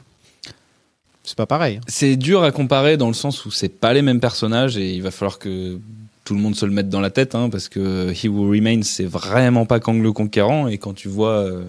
Bon, ça se voit hein, dans leur façon d'être. Oui, ça se voit, mais disons que vu que c'est le même acteur qui le joue, tu peux facilement faire l'amalgame entre les deux personnages, mais moi je suis ultra convaincu par ce mec-là, que j'avais adoré dans Lovecraft Country, que j'avais vraiment trouvé... c'est là qui m'a sauté aux yeux. Dans Loki, je l'ai trouvé... Ses muscles ont des muscles. Ouais, c'est ça. Je l'ai vu là dans la bande-annonce de Creed 3, je fais, c'est pas possible, il est plus musclé que Michael B. Jordan, alors que Michael B. Jordan, il est déjà au top du top. Mais il est plus petit, Michael B. Jordan. Ouais. Il fait plus... Putain, il est musclé, c'est des épaules qu'il a. Il y a une scène en fin de film où tu le vois avec sa tenue un peu déchirée. Oui, il a déchiré, et il attrape Scott, et je me suis dit, Scott, il va plus te lâcher, là. Hein. Le bras droit qu'il a, là, j'aimerais pas être dessous. Il va plus te lâcher. Non, mais Jonathan Majors, moi, je suis particulièrement convaincu. Et contrairement à ce que j'ai pu beaucoup lire, notamment dans la presse et sur les critiques aussi de spectateurs, hein, sur le personnage de Jonathan Majors, qui apparemment est qui est généralement considéré comme très bon dans ce film, mais mal dirigé. Moi, je trouve pas. Je trouve justement qu'il a des espèces de petits tics de nuances qui montrent que c'est un personnage qui a pas une vie qui est la vie qu'a n'importe quel personnage, qui a un vécu pas possible, qui est torturé dans sa propre tête, qui a besoin d'extérioriser des trucs, mais qui le fait pas parce que il est prisonnier, il est dans une cage dans ce film, hein, il faut pas l'oublier. Et t'as vraiment l'impression d'avoir une bête en cage qui attend qu'une chose, c'est de pouvoir se libérer. Il est tout le temps un peu en tension, mais en même temps un petit peu détendu, mais pas trop. Il y a toujours des petits moments comme ça avec des petits soubresauts, et je l'ai trouvé plutôt bon. Là où je suis un peu moins convaincu, c'est plus sur ce qu'on fait faire à son personnage dans le film. Il y a un moment où il tue tout le monde avec des lasers et c'est très moche. C'est un peu ridicule dans le sens où il a un laser qui peut envoyer en une seule fois, qui peut terrasser tout le monde, et il met des petits piou-piou ouais. Comme ça. Genre... Non, mais il n'y a pas que ça. Il n'y a pas que ça. Il n'y a pas que ça. C'est que 2 secondes après, il se bat contre Scott et il lui envoie un laser et que ça lui fait rien, Scott. Oui. Alors que le laser, il a vraiment transformé tout le monde en... il les a effacés même. Ouais. Bon, il y a des petits trucs comme ça... en fait, c'est très étrange d'avoir introduit ce personnage dans ce film, dans Ant-Man 3, quand tu réfléchis. Imagine si Thanos avait débarqué dans Ant-Man. Tu vois que genre Ant-Man, la première fois qu'on voyait Thanos, c'était dans Ant-Man. C'était mon rêve le plus fou, moi. Hein. Ouais, mais t'imagines. Moi, je trouve ça génial que Kang soit introduit dans le film, dans un film du personnage qui est censé être le plus insignifiant de l'univers Marvel, dans le sens où c'est... à chaque fois une petite aventure. Il se fait vaincre par ce personnage. Et c'est une petite aventure dans la grande aventure à chaque fois. Et là, cette fois, c'est Scott qui a la grande aventure. Et c'est lui le vrai personnage qui va défaire, qui défait un Thanos quasiment à lui tout seul. Il se prend quand même beaucoup de patates. Mais... Non, faut pas oublier que... Et d'ailleurs, c'est un truc qui est étrange. C'est qu'on ne sait pas qui est Kang toujours. En fait, on n'a pas eu la backstory, on n'a pas eu... Rien du tout. Il n'y a rien eu. On ne sait même pas si c'est un humain ou si... Tu vois ? Il me semble qu'il y a 2-3 petits trucs qui sont plus ou moins expliqués dans Loki. Parce que le truc avec Kang, c'est que c'est la technologie qui le rend fort. Lui, il n'a aucun super pouvoir. Non, c'est un humain. C'est un humain normal. À la base, hein, on est bien d'accord. Ouais. Et d'ailleurs, ça m'a surpris qu'ils connaissent pas la Terre. Mais, est-ce que tu as remarqué dans la scène post-credits, les Kang, ils apparaissent avec des portails. Et c'est le même portail que Reed Richards dans Doctor Strange 2. Étant donné que c'est son descendant. Et voilà. Spoilers. J'avais pas. Les 4 Fantastiques arrivent juste avant Kang Dynasty, hein, c'est ça? Oui. Bah, je pense que Kang va être dans les 4 Fantastiques. Il n'y a pas de doute. Enfin, je vois pas comment. À mon avis, Kang est dans les 4 Fantastiques. Je vois pas comment ils ne peuvent pas lier les 4 Fantastiques avec les 2 films qui arrivent derrière, qui sont censés être de nouveau sommés de ce que. Kang apparaît dans les 4 Fantastiques et c'est Doom qui lui met une branlée. Arrête de prendre tes désirs pour des réalités. Là, ce serait un bon moyen de faire rentrer Doom. Mais tu sais qu'il me semble qu'il y a un Doom Kang qui existe. Un Doom Kang. Un Doom qui récupère les pouvoirs de Kang et qui devient entre guillemets le nouveau Kang. Il me semble qu'il y a un délire comme ça. C'est assez récent en plus. De toute façon, tu regardes les comics Marvel, en gros, Dr Doom a tout fait. Dr Doom a tout fait. Il a eu le gant, il a fait tout. Il a été membre des 4 Fantastiques. il a fait se battre tous les personnages Marvel dans une arène. Ouais. Donc, il a tout fait, Doom. C'est pour ça que c'est génial. J'ai hâte de voir ce qu'ils vont faire avec et j'espère que l'acteur sera bon parce que putain. C'était quand même compliqué ce qu'on avait eu avant. Hein. Ah, l'acteur de Nip Tuck, là. Et toi, du coup, Jonathan Majors Moi, j'avais bien aimé dans Loki. Ouais. Et c'est un acteur que je sais pas, je trouve qu'il est charismatique à mort, quoi. Donc pas de problème, c'est vrai qu'au niveau de la direction d'acteur, il y a quand même des problèmes, il y a des moments où il s'énerve et tout, et tu vois. Moi j'ai bien aimé. Non, je trouve qu'il y a des petits moments où il hausse le ton et tout, et c'est un peu surjoué, c'est un peu too much. Mais c'est pas de sa faute, je pense. Je pense que c'est plus le script et c'est plus peut-être la direction d'acteur justement. Donc non, c'est pas le problème n'est pas Jonathan Majors, je pense. C'est juste que je sais pas, c'est très étrange ce qu'ils font avec Kang parce que ils le rendent pas si indestructible que ça dans ce film. Il se fait quand même pas vaincre par des fourmis. Je veux dire, voilà. C'est vrai que la seule fois où tu le vois avoir peur du film, c'est quand les fourmis arrivent quasiment. La seule fois où j'ai vraiment rigolé, c'est quand les fourmis sont arrivées. Parce que faut qu'on en parle quand même. Ils sont restés une journée dans le Royaume Quantique, on est d'accord? Ils n'ont pas mangé, ils n'ont pas dormi. Même je crois que Scott, il dit à un moment, quelle journée après la mort de MODOK? En une journée... Les fourmis ont vu toute leur vie, ils ont vu des siècles de données qu'ils ont pu emmagasiner, et ensuite ont réussi à créer une technologie, plein de technologies avec des selles à mettre sur le dos des fourmis, des lasers, des trucs comme ça. Alors, tout ça en une journée? Je pense que les fourmis qu'il envoie, enfin qui se retrouvent dans le monde quantique, elles sont déjà intelligentes. Sont déjà des fourmis un peu particulières, donc. C'est comme le voyage dans le temps dans Endgame, il faut pas se poser trop de questions. Non, mais là, ça fait un peu bizarre qu'il reste une journée dans le Royaume Quantique. Et pendant tout ce temps, les fourmis ont le temps de se développer à ce point, d'être super intelligentes. Mais est-ce que les fourmis se sont retrouvées exactement au même endroit que... Je sais pas. On sait pas, tu vois, donc... Je sais pas, c'est un moment cool pour Hank que les fourmis, voilà. Moi, c'est plus ça qui m'a fait plaisir. Mais justement, en fait, c'est un problème, c'est que t'as Kang qui était censé être quand même le grand méchant. Encore une fois, imagine Thanos, avant le Avengers Infinity War, il se pointe dans Ant-Man et il se fait vaincre par des fourmis. Oui, mais ce que tu oublies, c'est qu'il n'y a pas un seul Kang. C'est ça. Oui, je sais, mais même... C'est là-dessus que ça repose, hein, parce que sinon, ils l'auraient jamais fait, évidemment. Ils auraient jamais fait s'affronter Ant-Man avec Kang. C'est Kang le conquérant. Oui, mais c'est le Kang dans un contexte bien particulier, c'est-à-dire qu'il est quand même prisonnier, et il est prisonnier, il a ses pouvoirs, il a réussi à récupérer une partie de ses pouvoirs, mais il est quand même restreint, tu le sens, parce que mine de rien, au début du film, c'est grâce à Janet, enfin, c'est pas au début du film, mais c'est quand même grâce à Janet qu'il arrive à retrouver ses pouvoirs. Lui tout seul, il n'en est pas capable. Hein. Donc c'est quand même... Tu sens qu'il est vulnérable, justement, et c'est ça que j'aime bien. Notamment toutes les scènes entre Janet et lui, qui je trouve sont vraiment très très cool, parce que justement, c'est là que tu te rends compte en fait de toute l'ampleur qu'a ce personnage. Mais on sait rien de lui. Mais c'est ça qui est bien. Mais oui, mais je sais, mais tu peux pas avoir un méchant comme ça pendant tout le film, où en gros c'est juste un mec qui fait piou-piou des lasers. Ouais, mais ce qu'on oublie... En gros, il apporte rien. Tu sais qu'après, il y aura des trucs. Tu sais que si t'as vu Loki, il y aura des trucs. Mais là, juste à aller voir le film comme ça, sans rien d'autre... T'as juste un mec qui fait une bonne performance, ok, mais ça reste un méchant classique du MCU qui envoie des lasers et qui veut tuer la fille du gentil. Parce que je pense que ce qu'on veut nous faire penser, enfin ce qu'on veut nous faire passer comme message avec ça, c'est qu'il faut le sous-estimer, enfin c'est on peut le sous-estimer, tu vois. On le sous-estime clairement, quoi. Oui, je sais, mais avec ce film, on le sous-estime et on se dit, bah au final, c'est pas tant un grand méchant que ça, tu vois. Et je pense que c'est là qu'ils vont arriver à amener un twist en mode... On va pas en avoir marre de lui aussi? Je pense pas, parce qu'une fois que ça sera réglé... Si on le voit dans Fantastic Four aussi, si on le voit dans... on le voit dans les 2 Avengers... moi, je t'avoue que je préfère avoir un méchant qui suit un peu au long cours les personnages, comme c'est souvent le cas dans les comics, plutôt qu'un méchant interchangeable à chaque film et qui meurt à la fin du truc et qu'on peut plus réutiliser derrière. C'est quoi le nom du 2e Avengers? Il y a Secret Wars et Kang Dynasty. Ok, et juste avant ça, juste avant Secret Wars, il y a les 4 Fantastiques. Oui, c'est ça. Ok, donc les 3 films qui vont s'enchaîner, ça va être en un an ou 2. Après, est-ce que Secret Wars va être tant relié que ça à Kang? Je sais pas. S'il y a les 4 Fantastiques avant, il y a bien un personnage que je vois bien foutre la merde dans Secret Wars. Ce serait un peu logique. Ah, bien sûr. Ce serait logique qu'il y ait Doom, quoi. Ils n'ont pas intérêt à se rater avec Doom. Non.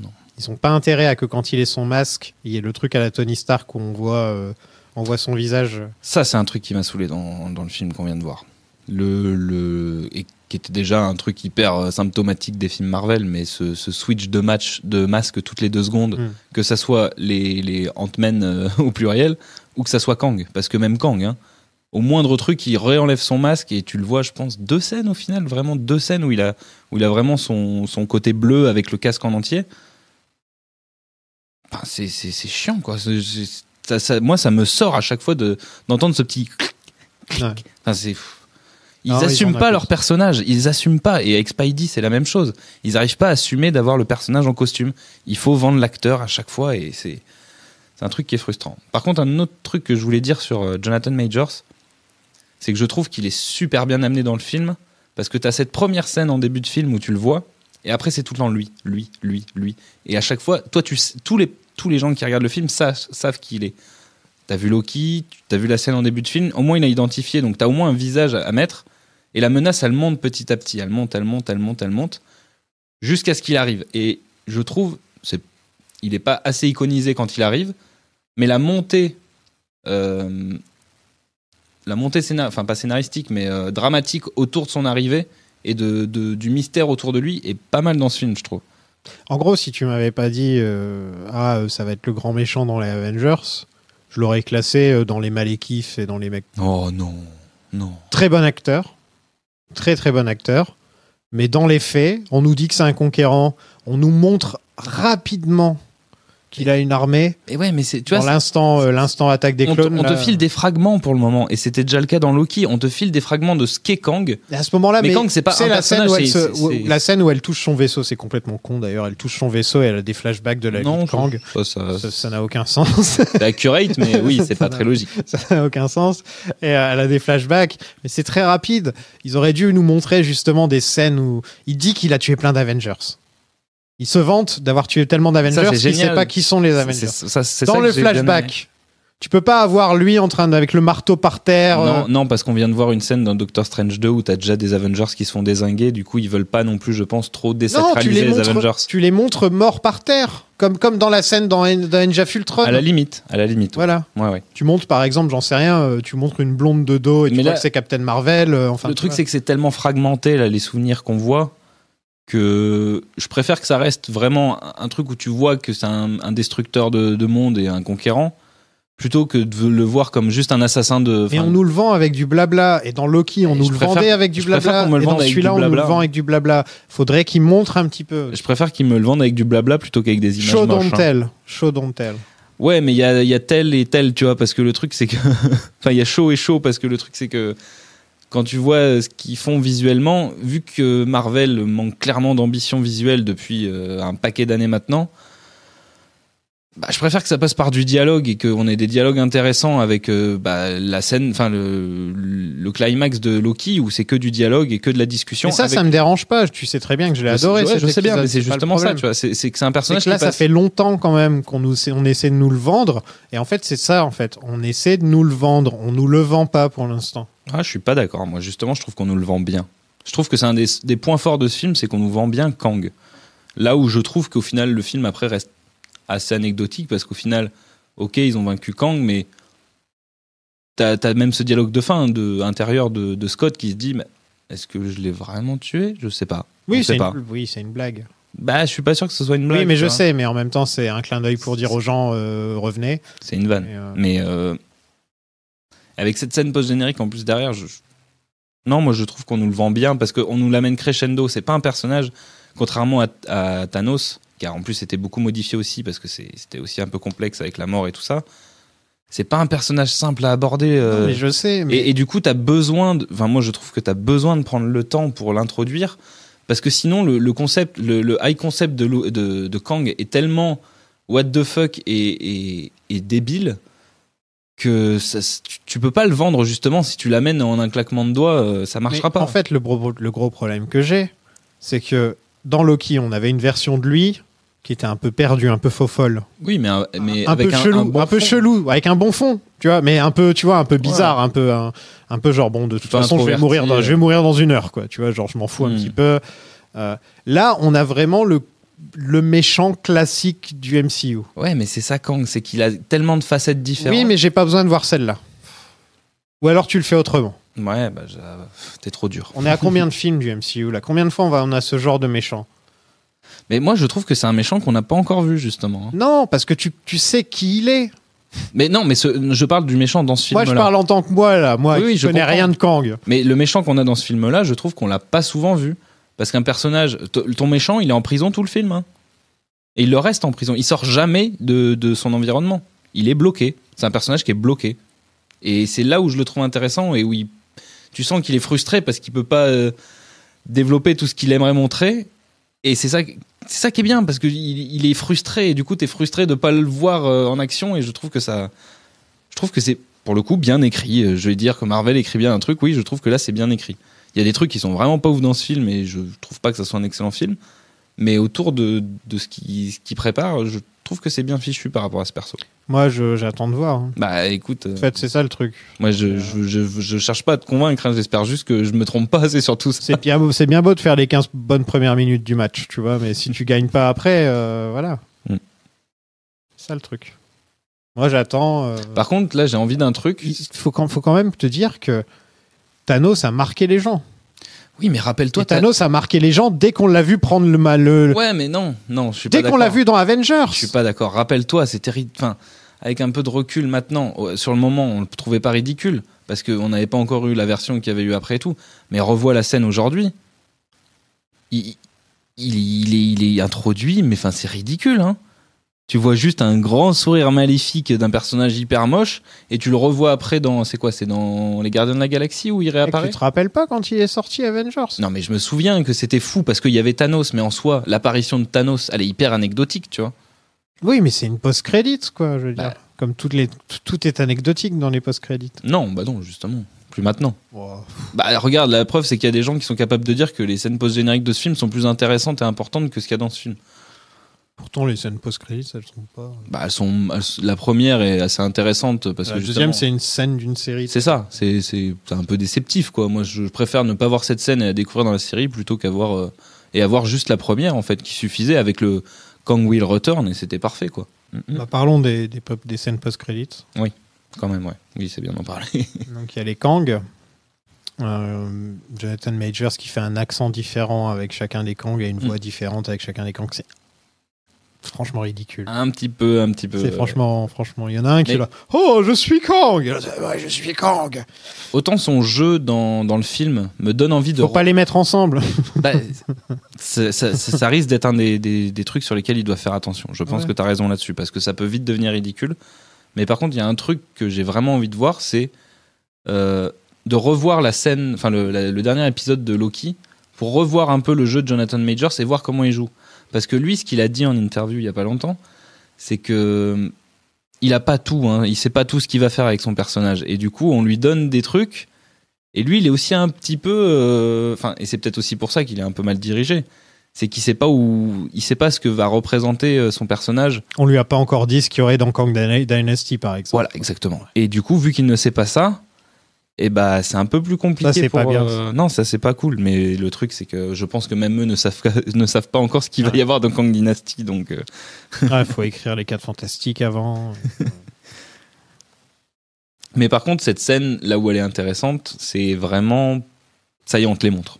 On te montre ce que ça va donner d'avoir une infinité de personnages dangereux à ce point-là et qui peuvent être en plus tous réunis ensemble, quoi.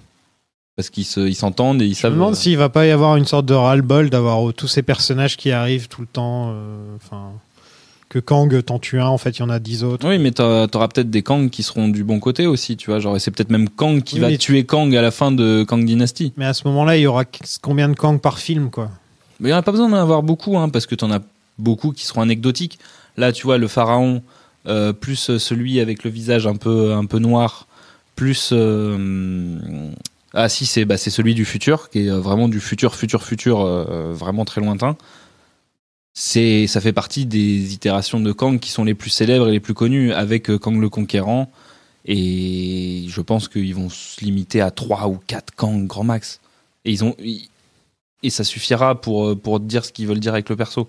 T'as pas besoin d'en avoir 50, hein, sinon ça a plus d'intérêt. Mais c'est le conseil d'Eric, en tout cas. C'est vrai. Et le deuxième scène, moi il y a un truc qui m'a intrigué de suite, c'est les décors. Donc on est dans le passé, on est sûrement à l'époque, j'ai envie de dire, à l'époque de Jack l'Éventreur en Angleterre, tu vois, un truc dans le genre. Il y a des hautes formes. Ouais, j'ai bien l'impression. Et c'est Victor Timely, il s'appelle, j'ai vu son nom. Ok. Victor Timely, donc j'ai pas fait attention. Donc le temps. Ouais. Et donc, Victor Timely. Victor von Fatalis. Ah oui, tiens, c'est vrai. Donc c'est une scène de Loki, on est d'accord, c'est pas une scène qui a été tournée juste pour faire un post-credit, c'est une scène qui est prise du premier épisode ou un truc comme ça. Oui, c'est une scène qui est prise hors contexte parce qu'il y a forcément une enquête autour où ils vont enfin se retrouver face à lui. Ouais, et donc Loki reconnaît Kang. Vrai reconnaissent vrai. Et là il y a Owen Wilson qui fait waouh. C'est ça ton méchant, c'est un peu toi devant ce film. C'est lui le méchant là. Il a l'air sympa comme mec. Et donc la saison 2 de Loki, c'est Loki qui doit arriver à convaincre Owen Wilson que c'est un scientifique un peu bizarre qui est le méchant, le grand méchant du multivers. Non, je me demande ce que va être la saison 2. Visiblement, on n'a plus Sylvie, mais on est dans le multivers, donc va savoir, elle va peut-être revenir.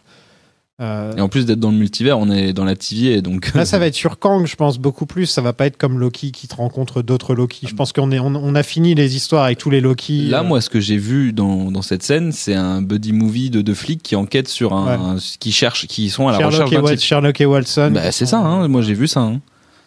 Ouais, c'est vrai que ça pourrait être comme ça. Ça pourrait être très sympa. Encore une fois, j'ai aucune idée. En fait, le grand problème avec Kang, c'est qu'ils peuvent faire tout et n'importe quoi. Donc, tu peux pas commencer à dire tel Kang il va faire ça, tel Kang il va faire ci, parce qu'ils peuvent faire 1 milliard de Kang. S'ils veulent faire, c'est vrai, ils peuvent faire ils peuvent faire un Kang avec 3 yeux. Et tu vois, moi, je préfère ça plutôt qu'on soit à ça d'avoir le scénario de Infinity War Endgame avant que les films sortent, quoi. Parce que, au final. Même si t'as pas tous les détails, tu sais pas sur quelle planète est la pierre d'infinité, la pierre de c'est la sagesse, pierre de l'âme. Où du coup t'avais 2-3 zones d'ombre, mais tu voyais clairement où ça allait. Même si il y avait quelques surprises, mais tu as le retour dans les anciens films et tout, on l'avait quand même tous plus ou moins senti venir. Le fait qu'ils allaient revenir dans le film d'après, tout ça c'était plus ou moins prévisible avec ce personnage-là. Tu peux autant faire revenir les 4 Fantastiques que ne pas les utiliser du tout. Enfin, t'as vraiment plein de possibilités. Moi, ça m'enchante plus qu'autre chose. Mais après, c'est plus le mood général du MCU et les projets qui arrivent qui me font dire que je sais pas où on va. Parce qu'après, le prochain film, c'est un film d'adieu encore. C'est quoi ? C'est Gardiens de la Galaxie 3. Donc là, on dit adieu à des personnages qu'on a suivis depuis un moment et qui vont aussi laisser la main, je pense, pour plus ou moins une nouvelle équipe ou en tout cas... une équipe recomposée qui n'aura pas de film tout de suite.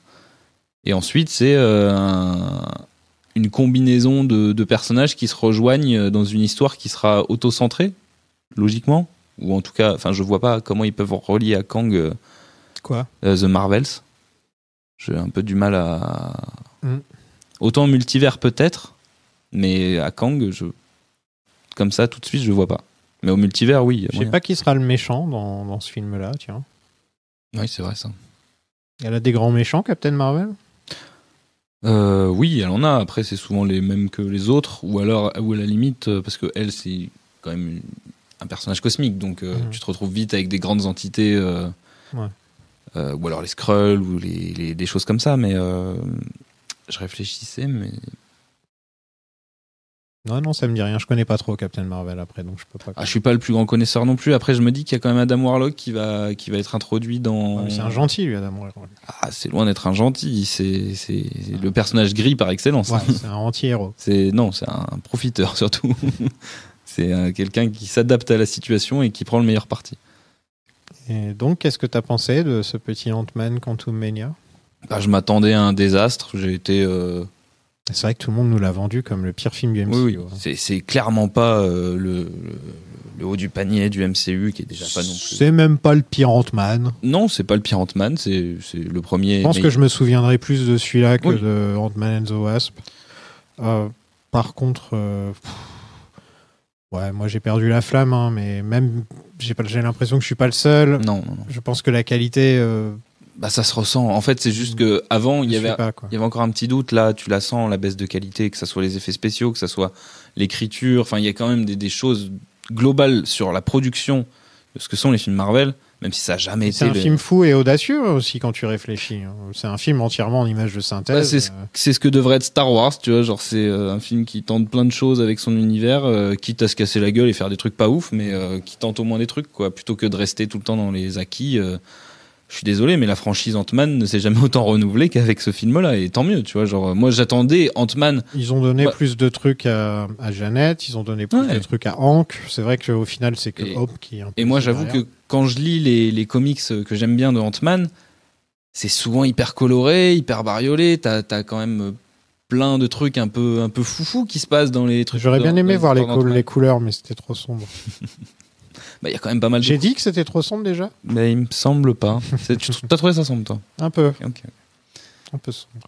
Mais moi, j'ai un peu retrouvé cette vibe-là, même si c'est clair que les effets spéciaux sont pas fifous, même s'ils sont pas aussi éclatés au sol que ce qu'on nous a laissé penser.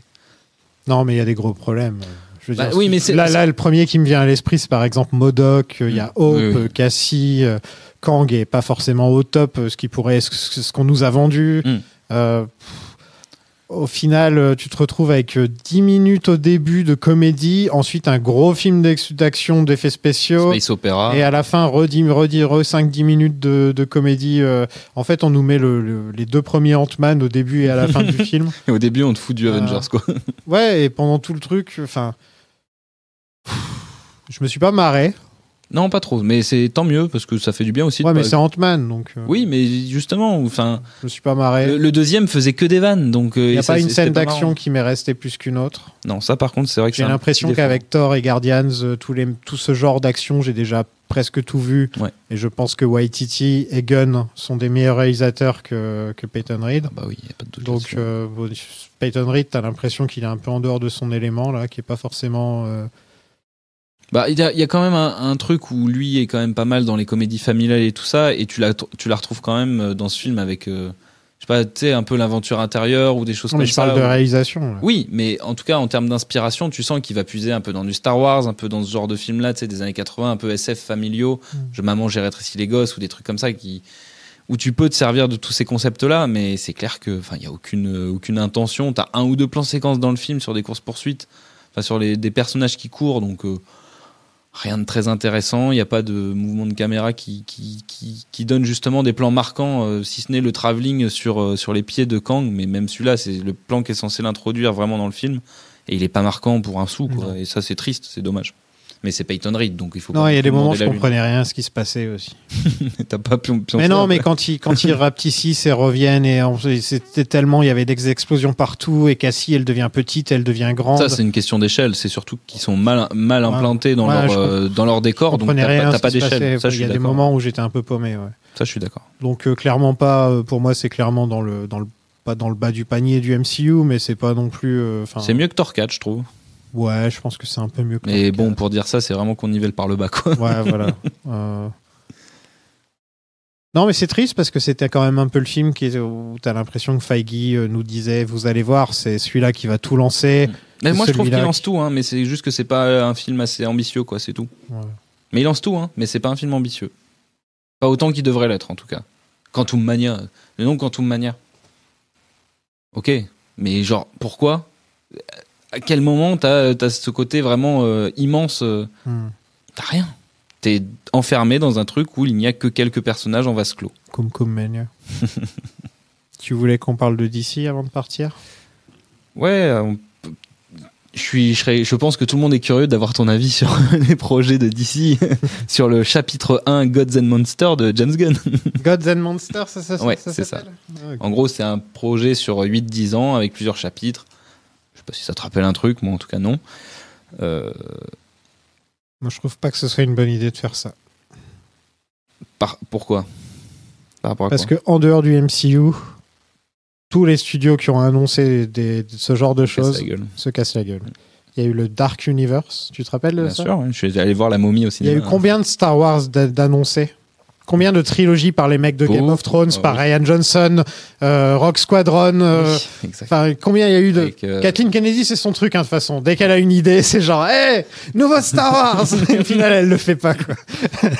Mais, tu vois, c'est... Alors que il devrait justement essayer plus de penser en « Voici ce qui va se passer sur les 2 prochaines années. » Voilà, c'est ça qu'ils devraient annoncer.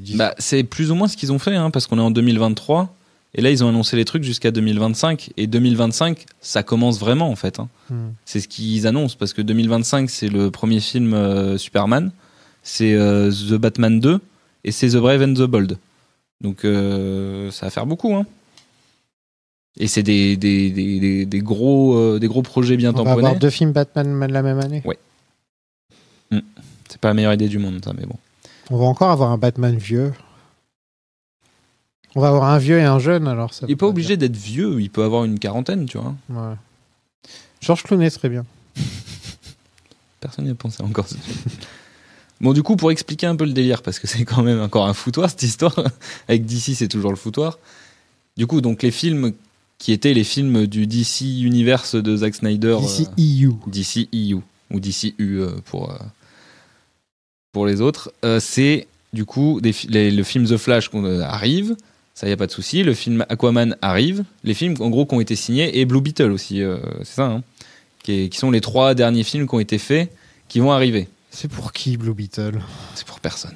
Je ne comprends pas ce projet. Ils annulent Batgirl avec Michael Keaton, qui est censé revenir. Enfin, plein de petits trucs hyper sympas. Tu peux faire un film cool. Et ils te le gardent. J'ai du mal à saisir, mais bon... Du coup, ça va commencer avec une série Paradise Lost, avec mélange animé et prise de vue réelle sur une équipe de bras cassés, un peu comme tu peux avoir les Gardiens de la Galaxie. Ça, c'est logiquement Gunn qui s'en occupe, en tout cas qui l'écrit, ça c'est sûr.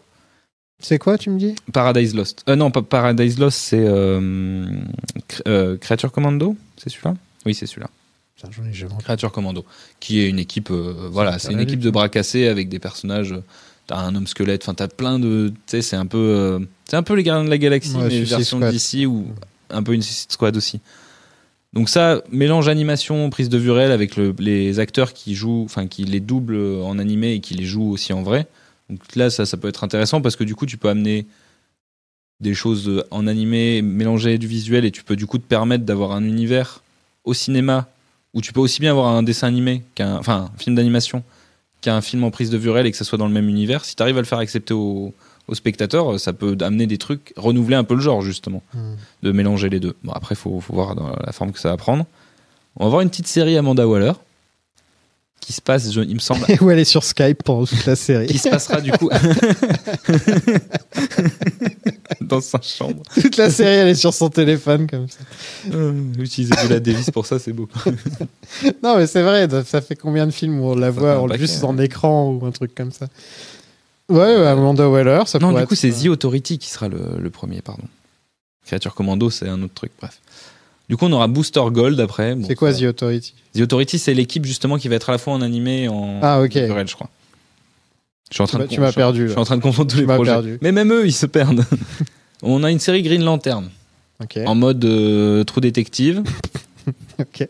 Où ils vont devoir venir sur Terre. Où ils vont devoir venir sur Terre pour résoudre un crime ou en tout cas une disparition, un meurtre, on sait pas vraiment encore. Avec du coup les 2 itérations du personnage les plus connus, donc ça c'est cool. Donc il y aura Guy Gardner. C'est ça. On a Swamp Thing. Tu dis oui en plus. Bah oui. Non, il y aura donc Jon Stewart et Hal Jordan. Attends, je veux en parler un petit peu. Oui, vas-y. une série télé Green Lantern, donc il faudra un très bon budget. Elle se passe sur Terre. Hein. Il y a peut-être là le petit twist, tu vois. Ah, et donc ils doivent essayer de... Après avoir vécu des années dans l'espace, ils reviennent sur Terre. Peut-être passer un peu incognito et venir faire ce qu'ils ont à faire, tu vois. Ou alors peut-être que c'est Hal Jordan qui revient sur Terre et c'est comme ça que, en fait, John Stewart récupère l'anneau. Peut-être que lui, il est sur Terre déjà. Enfin, lui, il est normal. Ou alors les deux sont déjà introduits. Ou les deux sont introduits. J'imagine bien un truc comme ça. Hein. Ouais, je sais pas. Peut-être qu'ils viennent enquêter sur la mort de Ryan Reynolds. Mais ça me tente parce que déjà Green Lantern, je trouve que c'est quasiment inadaptable de mon point de vue. C'est vraiment un truc qui on en avait déjà parlé quand on a c'est des mecs qui volent et qui envoient des lasers avec les doigts, c'est très compliqué à adapter. Qui peuvent faire n'importe quelle forme. C'est très très compliqué. Par contre, en BD ça rend super bien. Génial. Bah oui. En comics, pas de problème. Même en dessin animé, ça rend bien aussi. Hein. Parce qu'il était cool dans Justice League, il était cool. Tu peux tout te permettre en dessin animé, quoi. Et là, faudra voir, quoi. J'ai aucune idée, mais je suis curieux parce que juste le concept, on prend Green Lantern et on en fait un True Detective saison 5. Il y a déjà une saison 4 qui arrive là. Ouais. Du coup, la saison 5, oui. Ouais. On a aussi un film Swamp Thing, du coup, qui sera un peu... Mais qui va aller... Moi, je suis pour. Hein. C'est très bien, Swamp Thing. J'adore ce perso. Hein, mais bon. Swamp Thing, c'est un super perso, même si je le connais pas assez, tu vois. Mais ce que je sais, c'est qu'il y a eu des très bons comics dessus. C'est fabuleux. Excellent. Mais qui va aller voir ce film ? Je pense que déjà, ça peut attirer un public de spectateurs qui va surtout voir du cinéma d'horreur. Et ça peut être... les films d'horreur font souvent des gros coups avec peu de budget et c'est là où ils peuvent jouer leur carte. C'est vrai que ça peut coûter pas très cher. Et James Mangold est intéressé, en tout cas il l'a plus ou moins fait savoir à Gunn sur Twitter, donc ça c'est plutôt une bonne idée aussi parce que c'est un mec qui est quand même James Mangold dans un certain classicisme, en tout cas en termes de réalisation. Il a des marottes et les films qu'il fait ont souvent quand même une belle gueule et sont bien réalisés, donc pourquoi pas, hein. Moi j'avoue que c'est un des projets qui me hype le plus, sachant qu'apparemment il sera un peu à part de tous les autres trucs, même si c'est dans le truc chapitré, mais apparemment il sera un peu à part pour ensuite plus ou moins se relier aux autres.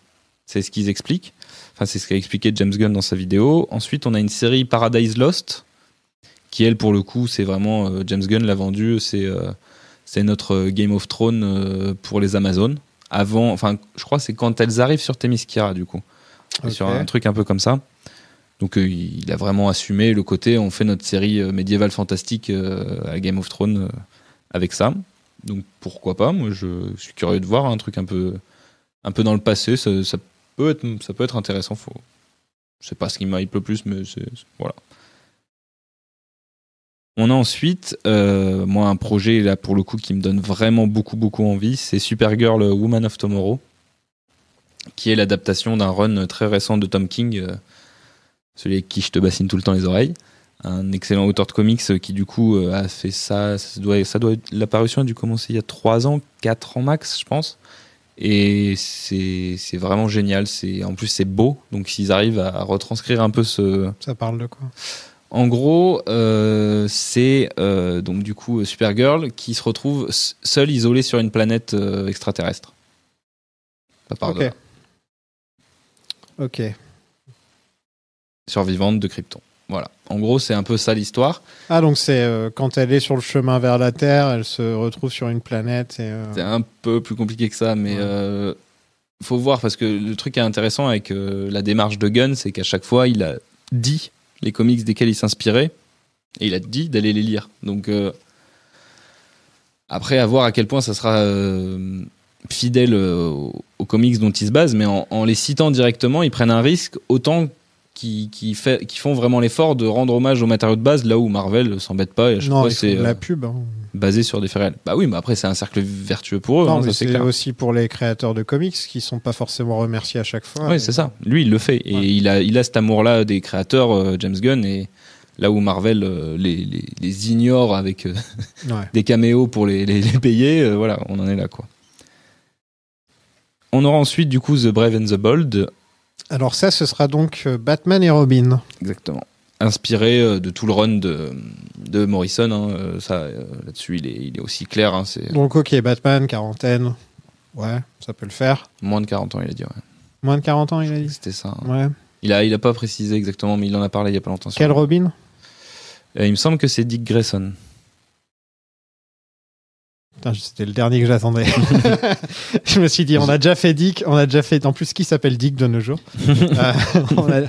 On a déjà fait Dick Grayson dans les années 90 et on a vu ce que ça a donné. Ouais. Donc, ça, à mon avis, ça pourrait être sur le moment où il s'engueule, en fait. Et il devient Nightwing. En fait, il va falloir voir dans... Peut-être une première partie où il est enfant. Non, c'est avec Damian Wayne, pardon.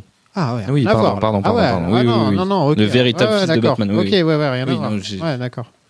C'est pour ça que je m'attendais à Damian Wayne quand tu m'as dit Dick Grayson. Je fais ah ouais, ok, ils reviennent au classique, d'accord.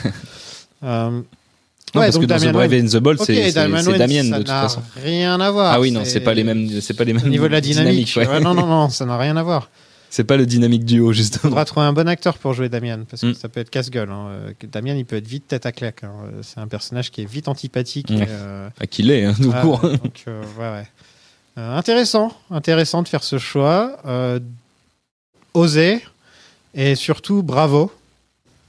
D'enfin dire on met Robin dans un film et on le fait bien. Enfin, j'espère. Hein, en plus, entre nous, ça fonctionnait jamais vraiment quand il adoptait un gamin comme ça. Ça fonctionne si c'est son fils que Talia al Ghul a violé Batman. Il faut pas oublier que c'est comme ça que ça s'est fait. Hein. Talia al Ghul a violé Batman. Oui. J'ai exactement les pages des comics en tête. Voilà. Là, et c'est comme ça qu'elle a récupéré donc sa semence pour faire Damien. Et Damien donc Damian a été en gros, d'ailleurs il a le nom du diable, hein, c'est assez drôle. Le fils du diable, pardon. Il a été élevé par the League of Shadows. I was born in it, shadows, molded by it.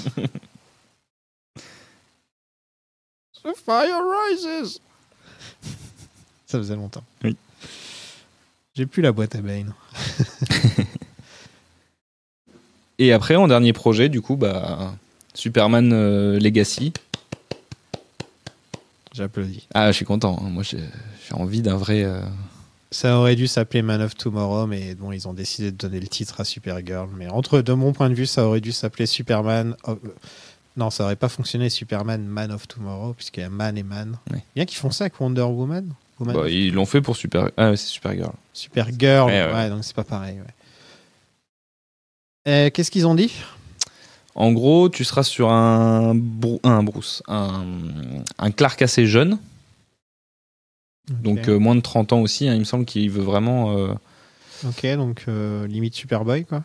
C'est le moment où, en gros, Clark Kent commence sa carrière de journaliste. Donc le moment où il va commencer à trouver son équilibre entre son identité de journaliste. Alors, vous verriez les yeux de Sofiane, il est heureux, là, il est content. J'avais pas vu que c'était ça. Si, c'est ça.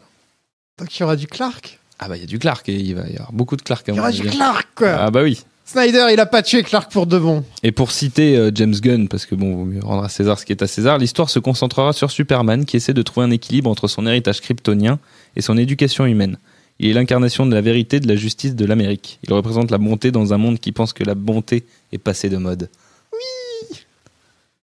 Superman. James Gunn, il comprend, il a compris. Je savais qu'il comprendrait, putain. Ah, c'était Peter Safran en plus qui a dit ça. Il a dit les mots-clés, il a dit la bonté, enfin, il a tout dit, quoi. Et Gunn au scénario. Ouais, pas sûr que ça soit lui qui réalise, il l'a dit en fonction. Il va en écrire des scénarios, lui. Hein. Mais il adore ça, je crois. Ouais, c'est vrai que c'est son truc. Et il est en cours d'écriture, ouais. Ah, très content. Et pas Henry Cavill dans le rôle, là-dessus, il n'y a pas de doute. Plus jeune et plus, à mon avis, il est trop musclé. Tu vas voir, je pense qu'on va revenir à un Superman plus rivesque. Oui, ouais. Un peu, ouais. Plus rivien, quoi. Ouais. Rivien. Ouais, très content. Et en plus, c'est des mots-clés qui me font plaisir. C'est que je pense pas qu'on aura le droit à tout son... On n'aura pas l'origin story. En gros, on va voir The Batman, mais pour Superman. Ouais, un peu. Et fidèle à Superman. Très lumineux. Voilà. En gros, on aura le pendant... Ah, c'est exactement ça qu'il faut, putain. J'ai des frissons.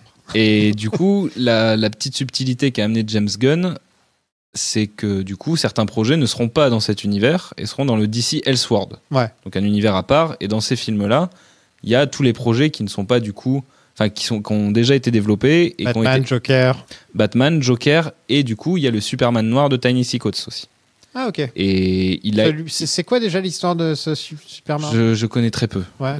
Et ça fait partie de ma pile de trucs à lire. Donc, il paraît que c'est bien en plus. Ah, bah, Ta-Nehisi Coates, c'est un immense auteur. Donc, pour le coup. Et je me suis jamais intéressé à ce qu'il a fait sur Superman. Mais pour le coup, très, très curieux. Bon, bah, Michael, reste près de ton téléphone. Ah, bah oui. C'est vrai, hein, entre nous. C'est le premier Superman antipathique. Oui, il y a un peu de ça. C'est vrai que Michael B. Jordan, c'est pas le mec le plus sympa. Oui, il a pas. Il a jamais joué des personnages très chauds, quoi, très sympathiques, ouais. Très chaleureux. Chaleureux, voilà, c'est ça que je voulais dire. Oui. Ça peut être des personnages sympas. Parce que même Creed, c'est pas un. Ah bah non, c'est pas un mec joyeux, non, clairement pas. C'est pas Rocky, quoi. Non. Et ouais, donc très content. Hâte de voir ça. Ça arrivera en 2025. Un bon casting aussi. Ça, c'est aussi casse-gueule. Hein, Superman, faut bien le trouver. Je serais pas étonné qu'ils prennent un inconnu.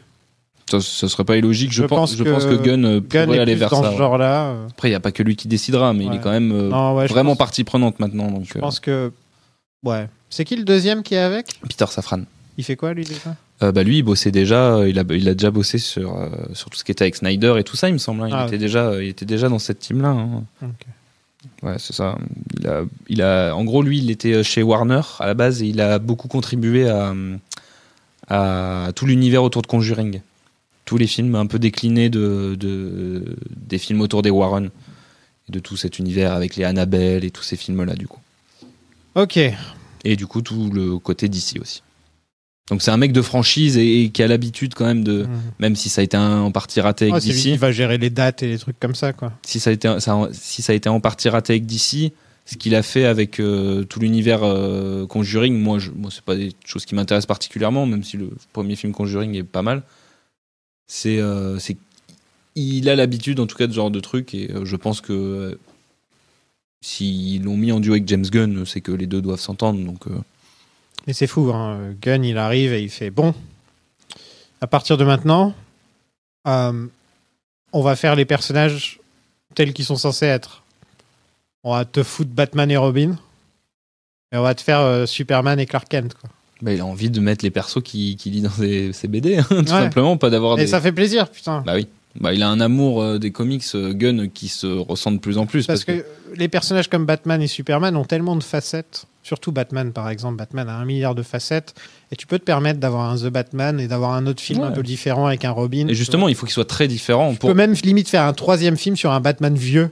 À la Dark Knight Returns. Tu peux vraiment te permettre de faire ce genre de truc. Superman, tu pourrais aussi avoir le Superman noir, là, comme tu dis. C'est quoi déjà Superman Legacy. Ouais. Tu fais le Legacy et un Superman vieux qui voit toute la planète en train de mourir. Même une adaptation. Qui a perdu Lois, qui a perdu tout le monde et lui il est immortel. Il y a moyen de faire une adaptation de Red Son, un truc comme ça.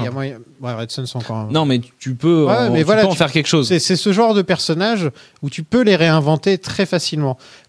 C'est plus facile de les réinventer que des Spider-Man par exemple. Oui. Ah bah oui, qui est totalement Spider-Man, dans une capsule. Dans une capsule. Voilà.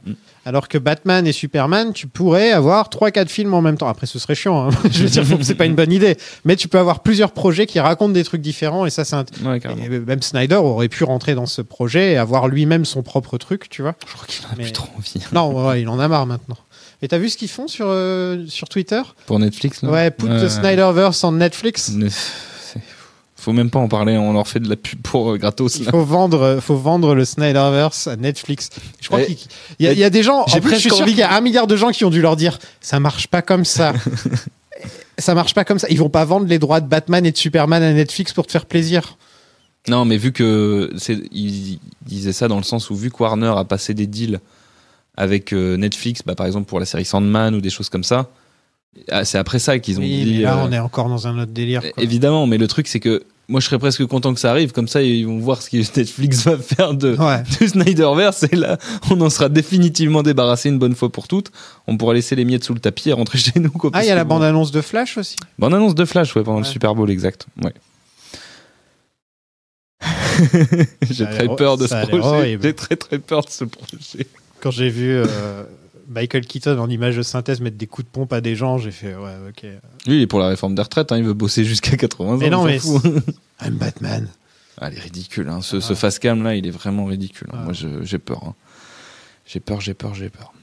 Je sais pas ce que ça va raconter. En plus, c'est ça le problème, c'est que. Et ça va permettre de reboot. C'est censé être un truc clé. Ça va permettre de reboot. Ouais. Ça va reboot. Peut-être c'est censé être un truc clé dans le DCU et au final, maintenant, ils vont essayer de s'en sortir pour faire un autre truc avec. Et c'est dommage, c'est que ça tue. Par exemple, dans les projets de Gunn, il n'y a pas Flash, il n'y a pas Wonder Woman. Et Flash, il a dit qu'il pouvait le. Non, mais c'est dommage, tu vois.